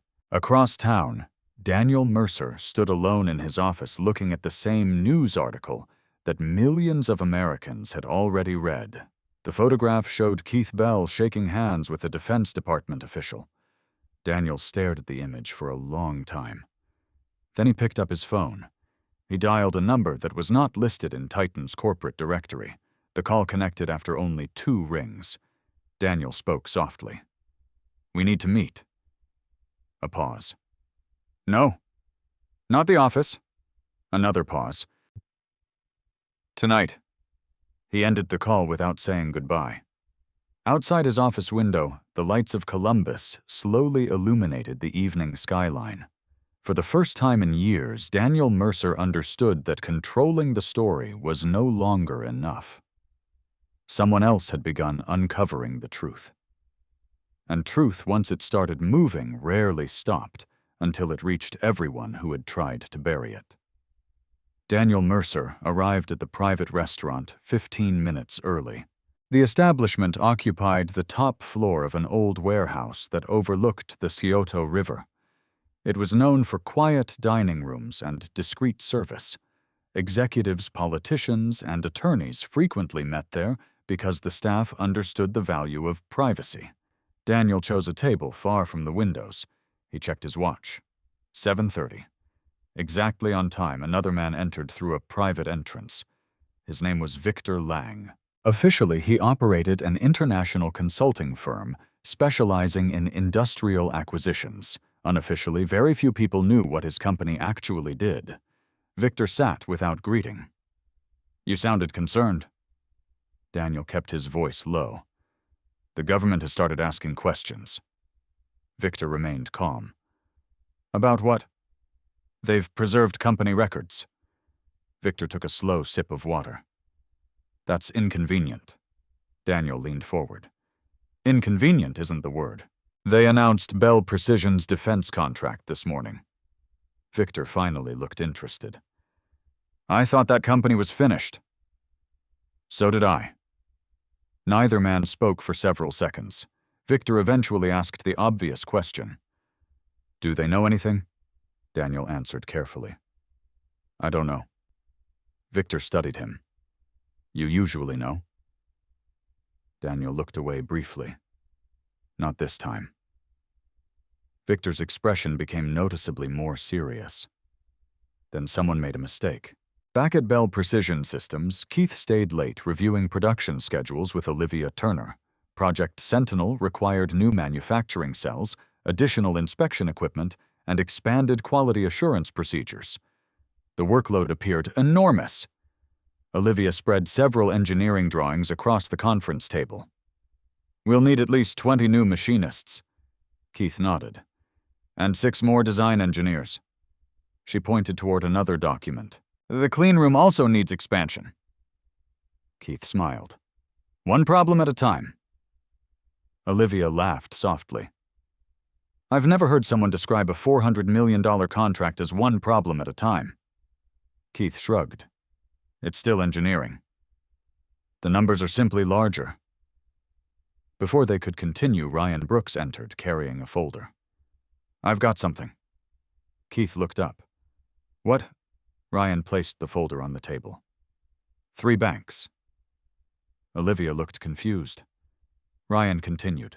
They've all offered financing. Keith frowned. We don't need financing. I know. Ryan smiled. They didn't know that. Keith quietly closed the folder without opening it. We'll thank them. And decline. Ryan laughed. They're going to think you're crazy. Keith answered with complete sincerity. I'd rather own nobody. Across town, Marcus Hayes reviewed surveillance reports with his team.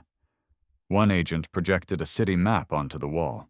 Red markers identified recent movements connected to Titan executives.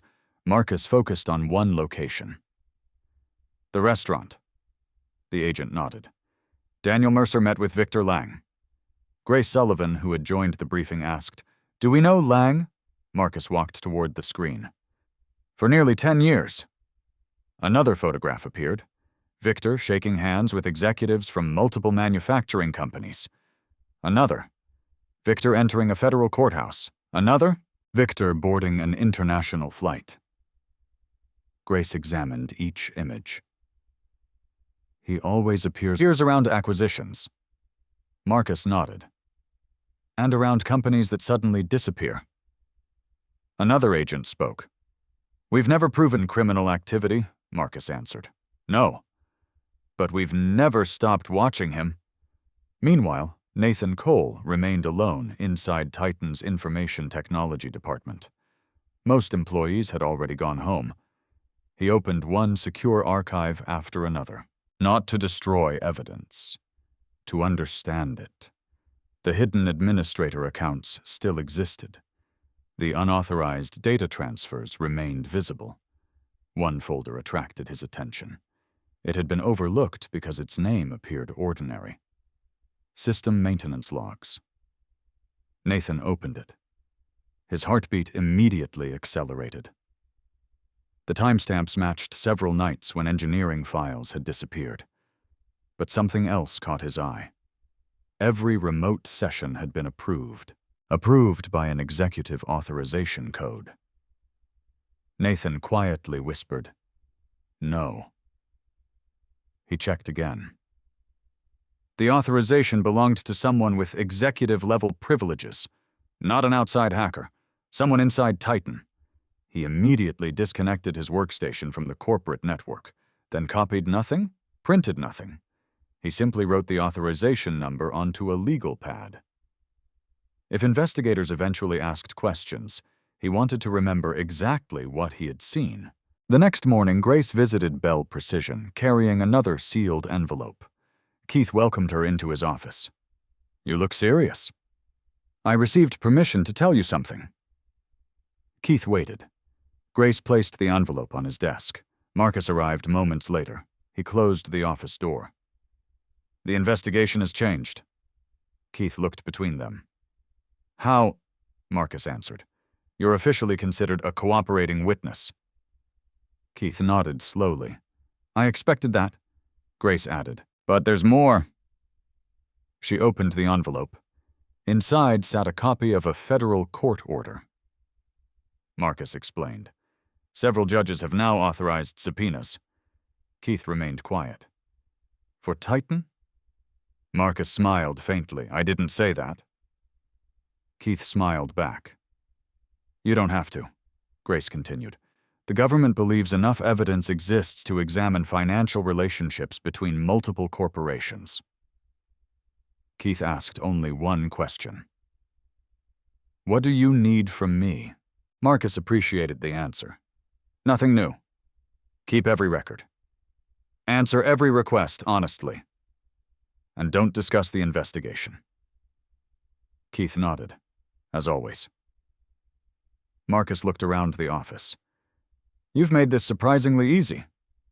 Keith seemed puzzled. I've simply told the truth. Marcus answered quietly. You'd be amazed how uncommon that becomes once lawyers arrive.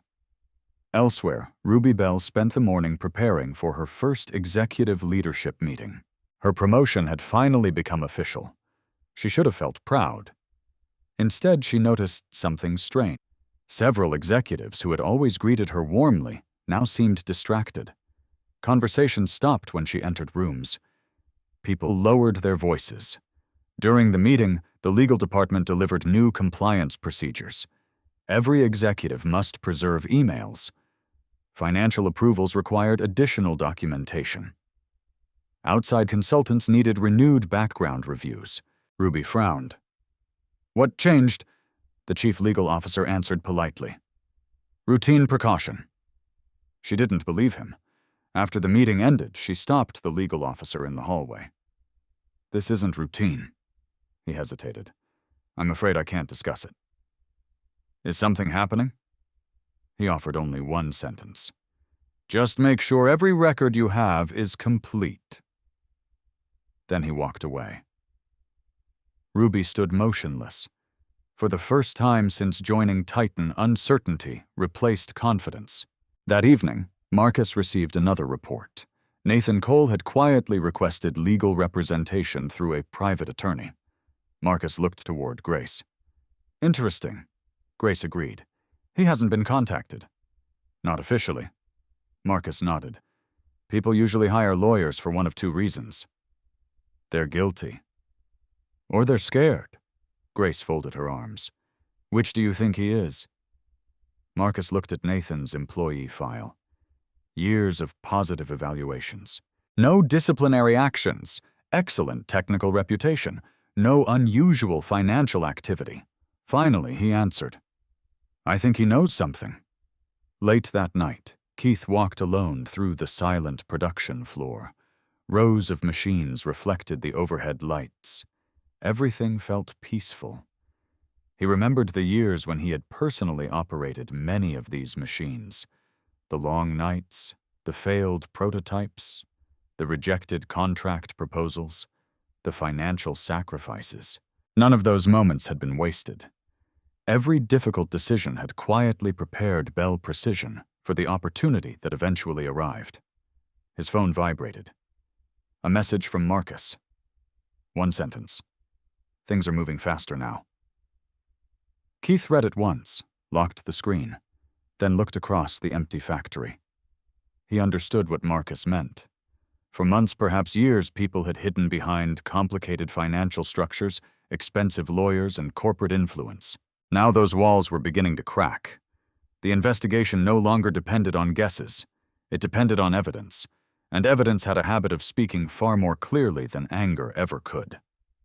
3 weeks later, Bell Precision Systems no longer resembled the quiet company most people had ignored for years. Construction crews expanded production space. New inspection laboratories took shape behind temporary walls. Advanced machining centers arrived one after another under heavy security. Yet despite the growth, one thing never changed. Every Monday morning, Keith Bell still walked through the factory before entering his office. He greeted machinists by name, asked engineers about their families, stopped beside apprentices learning their first precision measurements. The contract had changed the company's future. It had not changed its culture. Olivia Turner watched him speaking with a young technician. She smiled. Ryan Brooks joined her. You know what the funny part is? What? The newspapers keep calling Keith a visionary. Olivia laughed. He is. Ryan shook his head. He'd rather be called an engineer. Meanwhile, federal investigators continued assembling their case. Marcus Hayes stood inside a secure evidence room, reviewing hundreds of financial documents. Grace Sullivan entered carrying another binder. More bank records. Marcus accepted it. Anything useful? Grace opened the binder. The consulting company Victor Lang operated. Marcus immediately became interested. What about it? It received payments from Titan. She turned several pages. And before each payment, another page. One independent manufacturer either accepted an acquisition offer, another page, or collapsed financially within months. Marcus compared the dates. The sequence repeated itself again and again. Different states, different industries. The same pattern. He looked toward Grace. This isn't random. No. It's systematic. Another agent entered carrying a flash drive. We've finished recovering deleted accounting records. Marcus inserted the drive into an isolated forensic workstation. Folders appeared. Invoices, wire transfers, executive approvals. Grace suddenly pointed at one authorization. There. Marcus enlarged the document. Daniel Mercer's electronic approval appeared beneath a multi-million-dollar payment. Not copied. Not reconstructed. The original digital signature? Marcus quietly leaned back. For the first time, Grace finished the sentence. We have direct authorization. Neither celebrated. Years of investigation had taught them patience. Evidence mattered most when collected correctly. Across Columbus, Ruby Bell experienced an entirely different reality. Her office had become noticeably quieter. Meetings she once attended were suddenly canceled.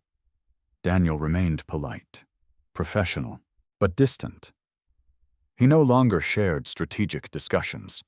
He no longer asked for her opinion. One afternoon she entered his office. You wanted to see me? Daniel nodded. Close the door. She did. He remained standing beside the window. We're reorganizing executive responsibilities. Ruby waited. Your division will report through another vice president. She frowned. I thought I was leading the expansion initiative. You were. What changed? Daniel offered a practiced smile. Business priorities. Ruby recognized the answer for what it was. Not an explanation, an excuse. She left without arguing. As the elevator descended, she finally admitted something she had avoided for weeks. Her position had never been as secure as she believed.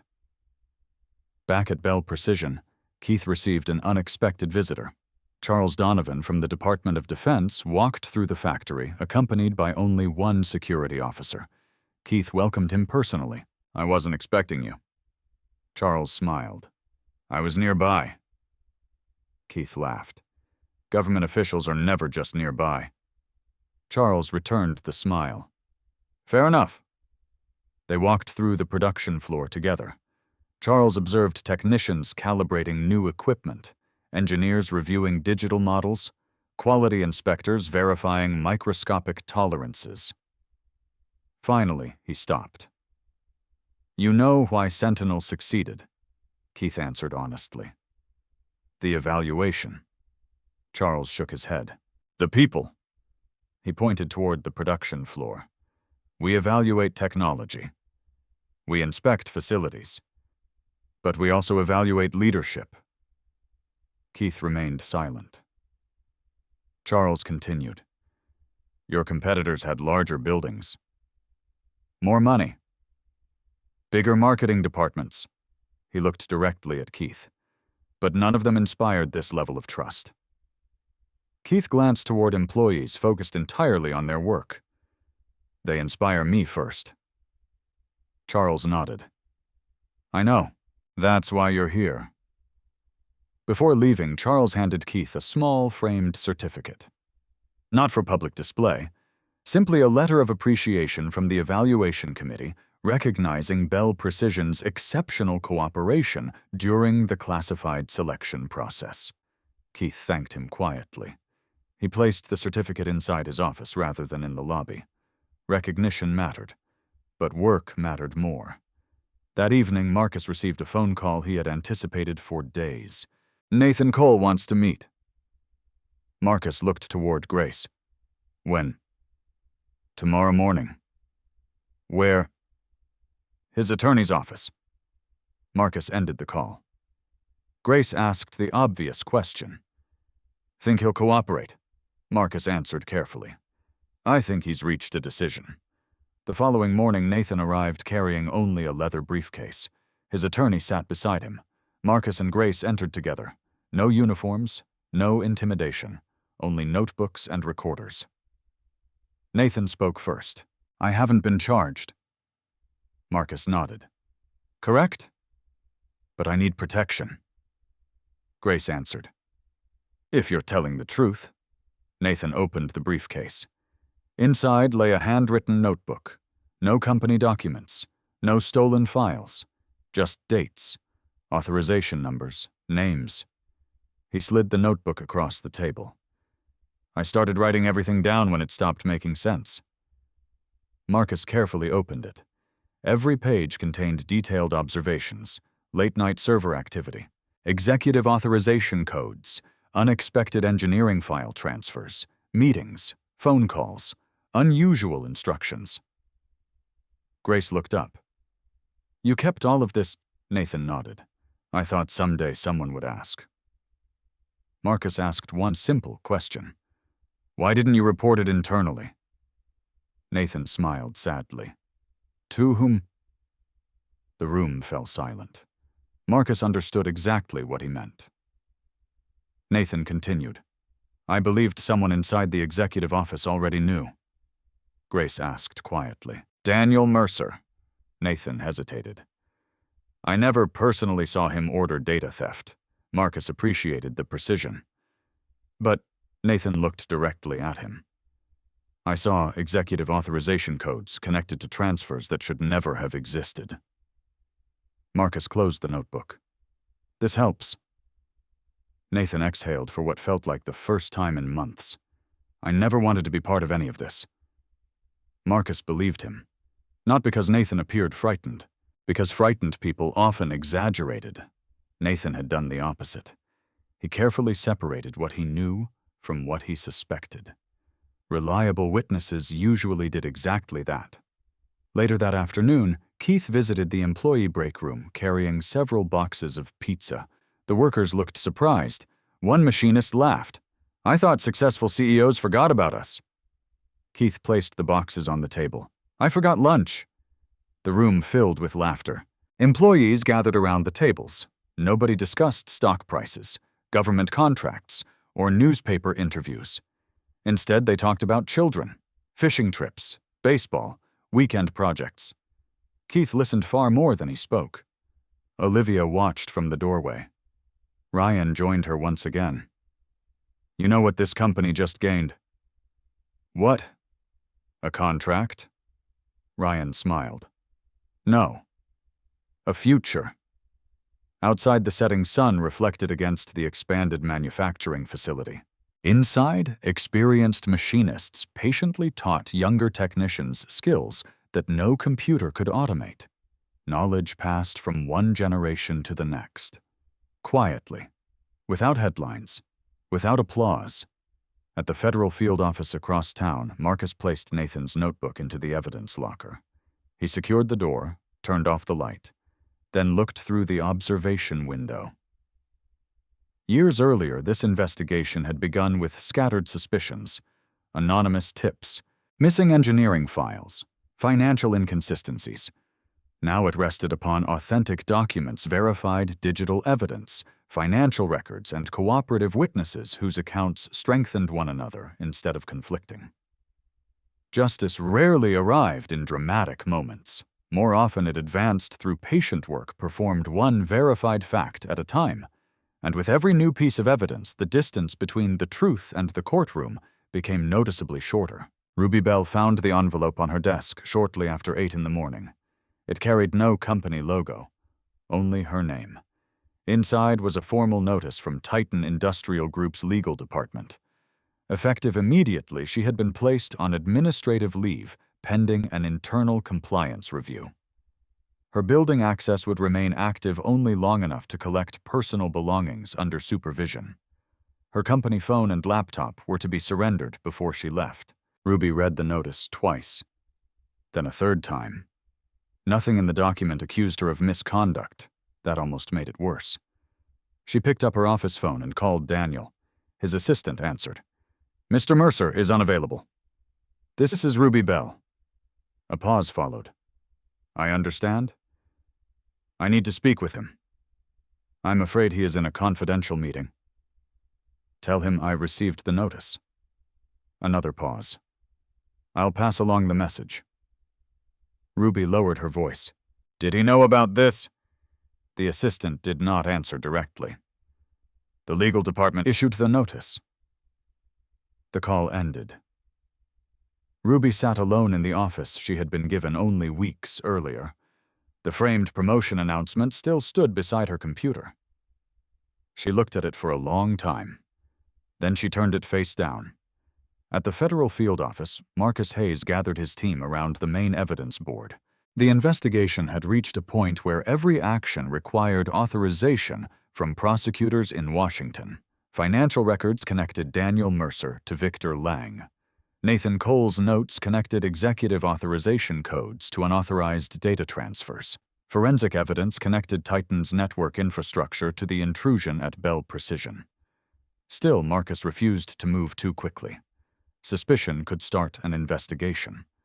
Only evidence could sustain one. Grace Sullivan stood beside him, reviewing the proposed warrant applications. The prosecutors approved the language. Marcus nodded. "And the judge?" "Reviewing it now." One agent looked toward the clock. "If the warrants are signed today, when do we execute?" Marcus answered immediately. "Before dawn tomorrow." Grace closed the file. "Multiple locations. Titan headquarters. Victor Lang's consulting office. 2 storage facilities. And Daniel Mercer's residence." Nobody in the room reacted. They had prepared for this possibility for weeks. Marcus looked at each agent carefully. "Remember what this is. Not a spectacle. Not revenge. A lawful search for evidence." He paused. Professional conduct from beginning to end. Across town, Keith Bell stood inside the newly expanded quality laboratory with Olivia Turner. A prototype Sentinel component rested beneath a digital inspection system. The measurements had failed by less than 1/1000th of an inch. Olivia frowned at the screen. "Most customers would accept that." Keith studied the result. "The government isn't most customers." She nodded. "We remake it. We understand why it failed first." Olivia smiled slightly. "That's why engineers hate talking to you." Keith raised an eyebrow. "They do." "No. But sometimes we wish you'd accept easy answers." Keith looked back toward the rejected component. Easy answers are expensive later." A technician entered the laboratory. "Mr. Bell, Agent Hayes is calling." Keith stepped into the hallway and answered. "Marcus? I need to inform you of something." Keith listened. "We may take significant action soon." "How soon?" "I can't say." Keith understood the restriction. "What should I do?" "Nothing different. Keep your schedule. Keep your employees focused. And if media outlets contact you about Titan, offer no comment." Keith leaned against the wall. "Are they expecting something?" "Reporters always expect something." Marcus paused. "But after tomorrow, they may finally have it." The call ended. Keith returned to the laboratory. Olivia looked at him. "Everything okay?" "Yes." She waited for more. None came. Keith pointed toward the failed measurement. Let's solve this. That afternoon, Daniel Mercer sat inside Titan's executive boardroom with 6 attorneys. The blinds were closed. Phones rested outside the room. One attorney reviewed the federal preservation notices. Another examined recent financial transactions. A third focused on Victor Lang's consulting agreements. Daniel remained calm. How exposed are we? The late attorney answered carefully. That depends on what investigators believe happened. I'm asking what they can prove. We don't know what evidence they possess. Daniel's jaw tightened. Then find out. We cannot contact witnesses improperly. I didn't say improperly. The attorney looked directly at him. You should avoid contacting anyone connected to the investigation. Daniel understood the warning. Are you accusing me of obstruction? No.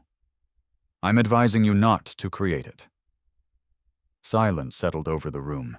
Daniel looked towards the empty chair where Ruby normally sat during executive discussions. Why was Ms. Bell placed on leave? The attorney answered. She had access to acquisition strategy files involving Bell Precision. Daniel's expression changed only slightly. She wasn't involved. Then the review will confirm that. Daniel stood. This company employs thousands of people. Remember that before treating every executive like a criminal. The attorney remained seated. Our responsibility is to protect the company. Daniel looked down at him. I am the company. The attorney's answer came quietly. No, Mr. Mercer. You are its chief executive. The distinction remained in the room after Daniel walked out. Ruby returned home before noon, carrying one cardboard box. Inside were photographs, awards, notebooks, and a small plant from her office. She placed the box on the dining table. The house felt unfamiliar. For months she had spent most nights elsewhere, convinced she was moving toward a more important life. Now Titan had removed her without explanation. Daniel would not take her call. And Keith had become one of the most respected manufacturing leaders in the state. Her phone displayed dozens of unread messages from colleagues. Most offered vague sympathy. None provided information. Finally, she opened Keith's contact. Her thumb hovered over the call button. She stopped. What could she say? That Daniel had abandoned her professionally, that the promotion had disappeared as quickly as it arrived, that she now understood how cruelly she had judged Keith. An apology made only after consequences arrived could sound like strategy. Ruby set the phone down. For once, she accepted that some conversations could not be forced open simply because she was finally ready to have them. At 6 that evening, Marcus received the signed warrants. He read every page personally. Locations, search limits, evidence categories, seizure authority, digital imaging procedures. Grace stood across the desk. Everything correct. Marcus signed the operational approval. Everything. Outside the field office, unmarked vehicles assembled quietly. Agents checked equipment. Evidence technicians prepared sealed containers. Digital forensic specialists reviewed chain of custody procedures. Nobody spoke about headlines. Nobody celebrated. The work ahead demanded precision. Shortly after midnight, Victor Lang entered a private aircraft terminal carrying a single travel bag. His passport had been scanned. The flight plan listed Toronto as the destination. He reached the security desk. A uniformed officer examined the screen, then looked up. Mr. Lang, please wait here. Victor remained expressionless. Is there a problem? The officer offered no explanation. 2 federal agents approached from behind. They did not arrest him. They simply informed him that a court order temporarily restricted his international travel, while a federal inquiry remained active. Victor slowly looked toward the dark runway. For the first time, he understood that someone had closed the exit before he knew he needed one. At 4:30 in the morning, Marcus sat inside the lead vehicle across from Titan headquarters. The glass tower stood dark against the Columbus skyline. Only security lights remained visible. Grace called from the command center. All teams in position. Marcus checked his watch. Hold until 5. The minutes passed slowly. Inside Bell Precision, Keith arrived early, as he often did. He made coffee, reviewed the production schedule, walked past machines beginning their first automated cycles. He knew nothing about the exact operation unfolding across the city, only that Marcus had told him to continue normally. So he did. At exactly 5 o'clock, Marcus opened the vehicle door. Agents emerged from multiple locations at once. Titan headquarters, Victor Lang's office, the storage facilities, Daniel Mercer's residence. No sirens, no flashing lights, only sealed warrants carried by professionals who had spent months ensuring every step would withstand scrutiny. The doors opened, the searches began. And across Columbus, people who had built their power by closing doors on others discovered that legal authority required no invitation to enter. The first news alerts appeared before sunrise. Federal agents execute multiple search warrants in corporate investigation. The headlines spread across Columbus within minutes. Television helicopters circled above Titan Industrial Group headquarters. Reporters gathered behind police barriers. No official statements were released. No arrests were announced. The Department of Justice confirmed only one fact. Federal search warrants had been executed as part of an ongoing investigation. Marcus Hayes intentionally ignored the television coverage. He stood inside Titan's executive offices with a digital forensic team documenting every computer, every server, every storage device, and every paper file before anything was moved. Everything followed procedure. Every drawer was photographed. Every cabinet was cataloged. Every evidence bag received a numbered seal. Professionalism mattered because every detail might later be examined inside a courtroom. An evidence technician approached Marcus. We found another secure archive. Marcus walked into Daniel Mercer's private office. Behind a framed architectural print, investigators had discovered a concealed wall safe. The warrant authorized them to open it. A locksmith completed the work within minutes. Inside rested several encrypted storage drives, handwritten notebooks, and signed consulting agreements. Grace Sullivan carefully examined the documents. No cash. Marcus nodded. He wasn't hiding money. He was hiding records. Grace opened one notebook. Each page contained handwritten meeting dates, executive initials, project names, payment references. Marcus recognized several entries immediately. Victor Lang, Bell Precision, Project Sentinel. He closed the notebook carefully. This goes into evidence. Across the city, another search team entered Victor Lang's consulting office. Unlike Titan headquarters, the office appeared almost empty. Minimal furniture, few decorations, almost no paper files. The lead investigator smiled. They expected we'd look for paper. Digital forensic specialists connected directly to hidden storage systems beneath the server rack. Within minutes, they located encrypted backups scheduled to upload automatically every Friday. The backup scheduled for that morning had never completed. The federal warrant had arrived first. Back at Bell Precision Systems, employees noticed unusual activity outside. News reporters had gathered near the factory entrance. Keith instructed reception not to allow media inside the production areas. The workday continued exactly as scheduled. Machines operated. Engineers attended design reviews. Quality inspections continued. A young technician approached Keith during lunch. "Should we be worried?" Keith smiled reassuringly. "No." "Why are reporters here?" "They're interested in yesterday's events." The technician hesitated. "Does it involve us?" Keith answered honestly. "We're cooperating with investigators." "That's all?" The young man nodded. "Then I suppose we should get back to work." Keith smiled. "That's an excellent idea." Within minutes, the production floor sounded exactly as it always had. No celebration, no panic, only manufacturing.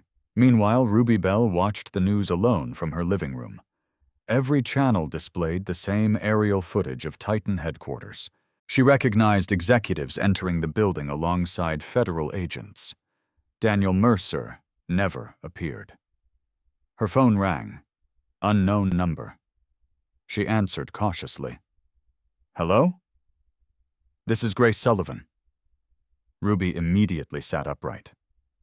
I remember you. Grace's voice remained calm.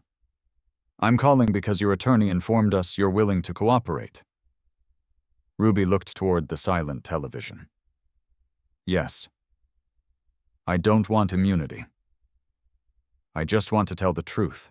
Grace appreciated the distinction. We'd like to schedule an interview.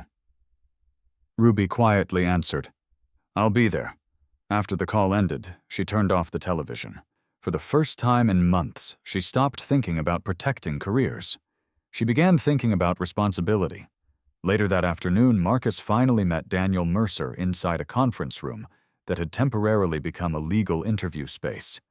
Daniel arrived with 2 attorneys, perfectly dressed, perfectly composed. Marcus introduced himself formally, despite already knowing him. Daniel nodded. I've heard of you. Marcus remained expressionless. I'm sure. One attorney spoke immediately. My client will answer questions within appropriate legal limits. Marcus accepted that without argument. He placed a single document on the table. A consulting agreement, signed by Daniel. Daniel looked at it briefly. That's my signature. Marcus placed another document beside it. A financial authorization, again signed by Daniel. Also yours. Yes. A third document followed. Executive approval for consulting services connected to Victor Lang. Daniel looked toward his attorney before answering. Yes. Marcus never raised his voice. Can you explain the business purpose of these payments? Daniel answered confidently. Strategic consulting. What services were provided? Market analysis. Marcus nodded. We'll return to that. The interview continued for nearly 2 hours. Daniel remained disciplined. He admitted only facts already documented. He denied personal knowledge of illegal activity. He insisted every payment served legitimate corporate purposes. When the interview concluded, Marcus stood and shook his hand politely. Thank you for your cooperation, Daniel answered with equal professionalism. I've done nothing wrong. Marcus simply replied, That's ultimately not my decision. As Daniel left the room, Grace quietly approached Marcus. What do you think? Marcus gathered the interview notes. He prepared well, Grace agreed. But he also confirmed every signature. Marcus smiled faintly. Exactly. Sometimes the most valuable testimony came from a person who believed he had revealed nothing important. That evening, Bell Precision completed the first finished Project Sentinel prototype. Engineers gathered around the inspection station as the final measurements appeared. Every tolerance passed. Every inspection requirement met specification. Olivia Turner looked at the monitor. Perfect. Keith examined the report himself before signing it. He looked around the room. Congratulations. One engineer grinned. Should we frame it? Keith laughed softly. No. We should build the next one. The room filled with quiet laughter. Everyone returned to work. Ryan Brooks walked beside Keith afterward. You know what's changed the most? Keith looked at him. What? 6 months ago, everyone talked about survival. He glanced across the production floor. Now they talk about the future. Keith watched experienced machinists training new employees, young engineers learning from veterans, ideas flowing naturally between departments. That's always been the goal, Ryan smiled. You finally reached it. Keith slowly shook his head. We're just beginning. Several days later, the Department of Justice announced formal criminal charges against Victor Lang involving conspiracy wire fraud and obstruction related to multiple corporate transactions. The announcement did not mention Daniel Mercer. The investigation into Titan Industrial Group remained active. Marcus read the public statement carefully. Reporters immediately asked why some names had not appeared. He refused to speculate. Investigations moved according to evidence, not public expectations. Late that evening, Keith remained alone in his office. The factory had grown quiet again. He opened one desk drawer. Inside rested an old photograph. Bell Precision's original team. Only 12 employees standing in front of a rented workshop. The building had been small. The machines had been old. The future had been uncertain. Yet every person in the picture had believed honest work still mattered. Keith gently returned the photograph to the drawer. His office door opened. Olivia stepped inside. Still working? Thinking. About what? Keith looked through the window overlooking the factory floor. People keep asking whether winning the contract or seeing the investigation succeed feels like victory. Olivia waited. Keith answered thoughtfully. Neither. What is... He smiled. Walking through this building every morning knowing we earned everything inside it? Olivia looked across the factory herself. Hundreds of people worked there now. Families depended on those jobs. Young engineers had opportunities they might never have found elsewhere. The company had survived because its principles survived first. Outside, the city lights reflected against the windows of Bell Precision Systems. Some doors had closed forever. Others had opened because they had never been forced. Keith understood something that many people never learned. Respect could not be purchased, trust could not be stolen, and success that arrived without integrity rarely stayed long enough to become a legacy. The business he had nearly lost had become stronger than ever. Not because fortune suddenly favored him, but because when every easier path appeared, he had chosen the one he could still live with after looking in the mirror. That was the victory. No investigation, no contract, and no headline could ever give him. It was the one he had built himself. Every challenge in life reveals who we truly are not when everything is easy, but when everything seems to be falling apart. It is tempting to answer betrayal with anger, humiliation with revenge, and injustice with bitterness. Yet real strength is often much quieter. It is the courage to keep your promises when no one believes in you, to protect your integrity when shortcuts seem easier, and to continue building your future while others underestimate your worth. Success earned through honesty may take longer to arrive, but when it does, it cannot be taken away by rumors, manipulation, or temporary setbacks. The respect that truly matters is never demanded. It is earned through consistent character patience and unwavering principles. Likewise, trust cannot be bought, and genuine leadership is measured not by power or titles, but by the positive impact we leave on the people around us. In the end, the greatest victory is not proving others wrong. It is becoming the kind of person who can look back without regret, knowing that every decision was made with integrity. No matter what life throws at you, never let someone else's actions determine your values. Stay honest, stay patient, keep moving forward. The truth has a remarkable way of finding its own voice. If this story touched your heart or reminded you of someone you've known, share your thoughts in the comments below. We'd love to hear what lesson resonated with you the most. And if you enjoy inspiring stories about resilience, integrity, and second chances, don't forget to subscribe to the channel and turn on notifications so you won't miss our next story.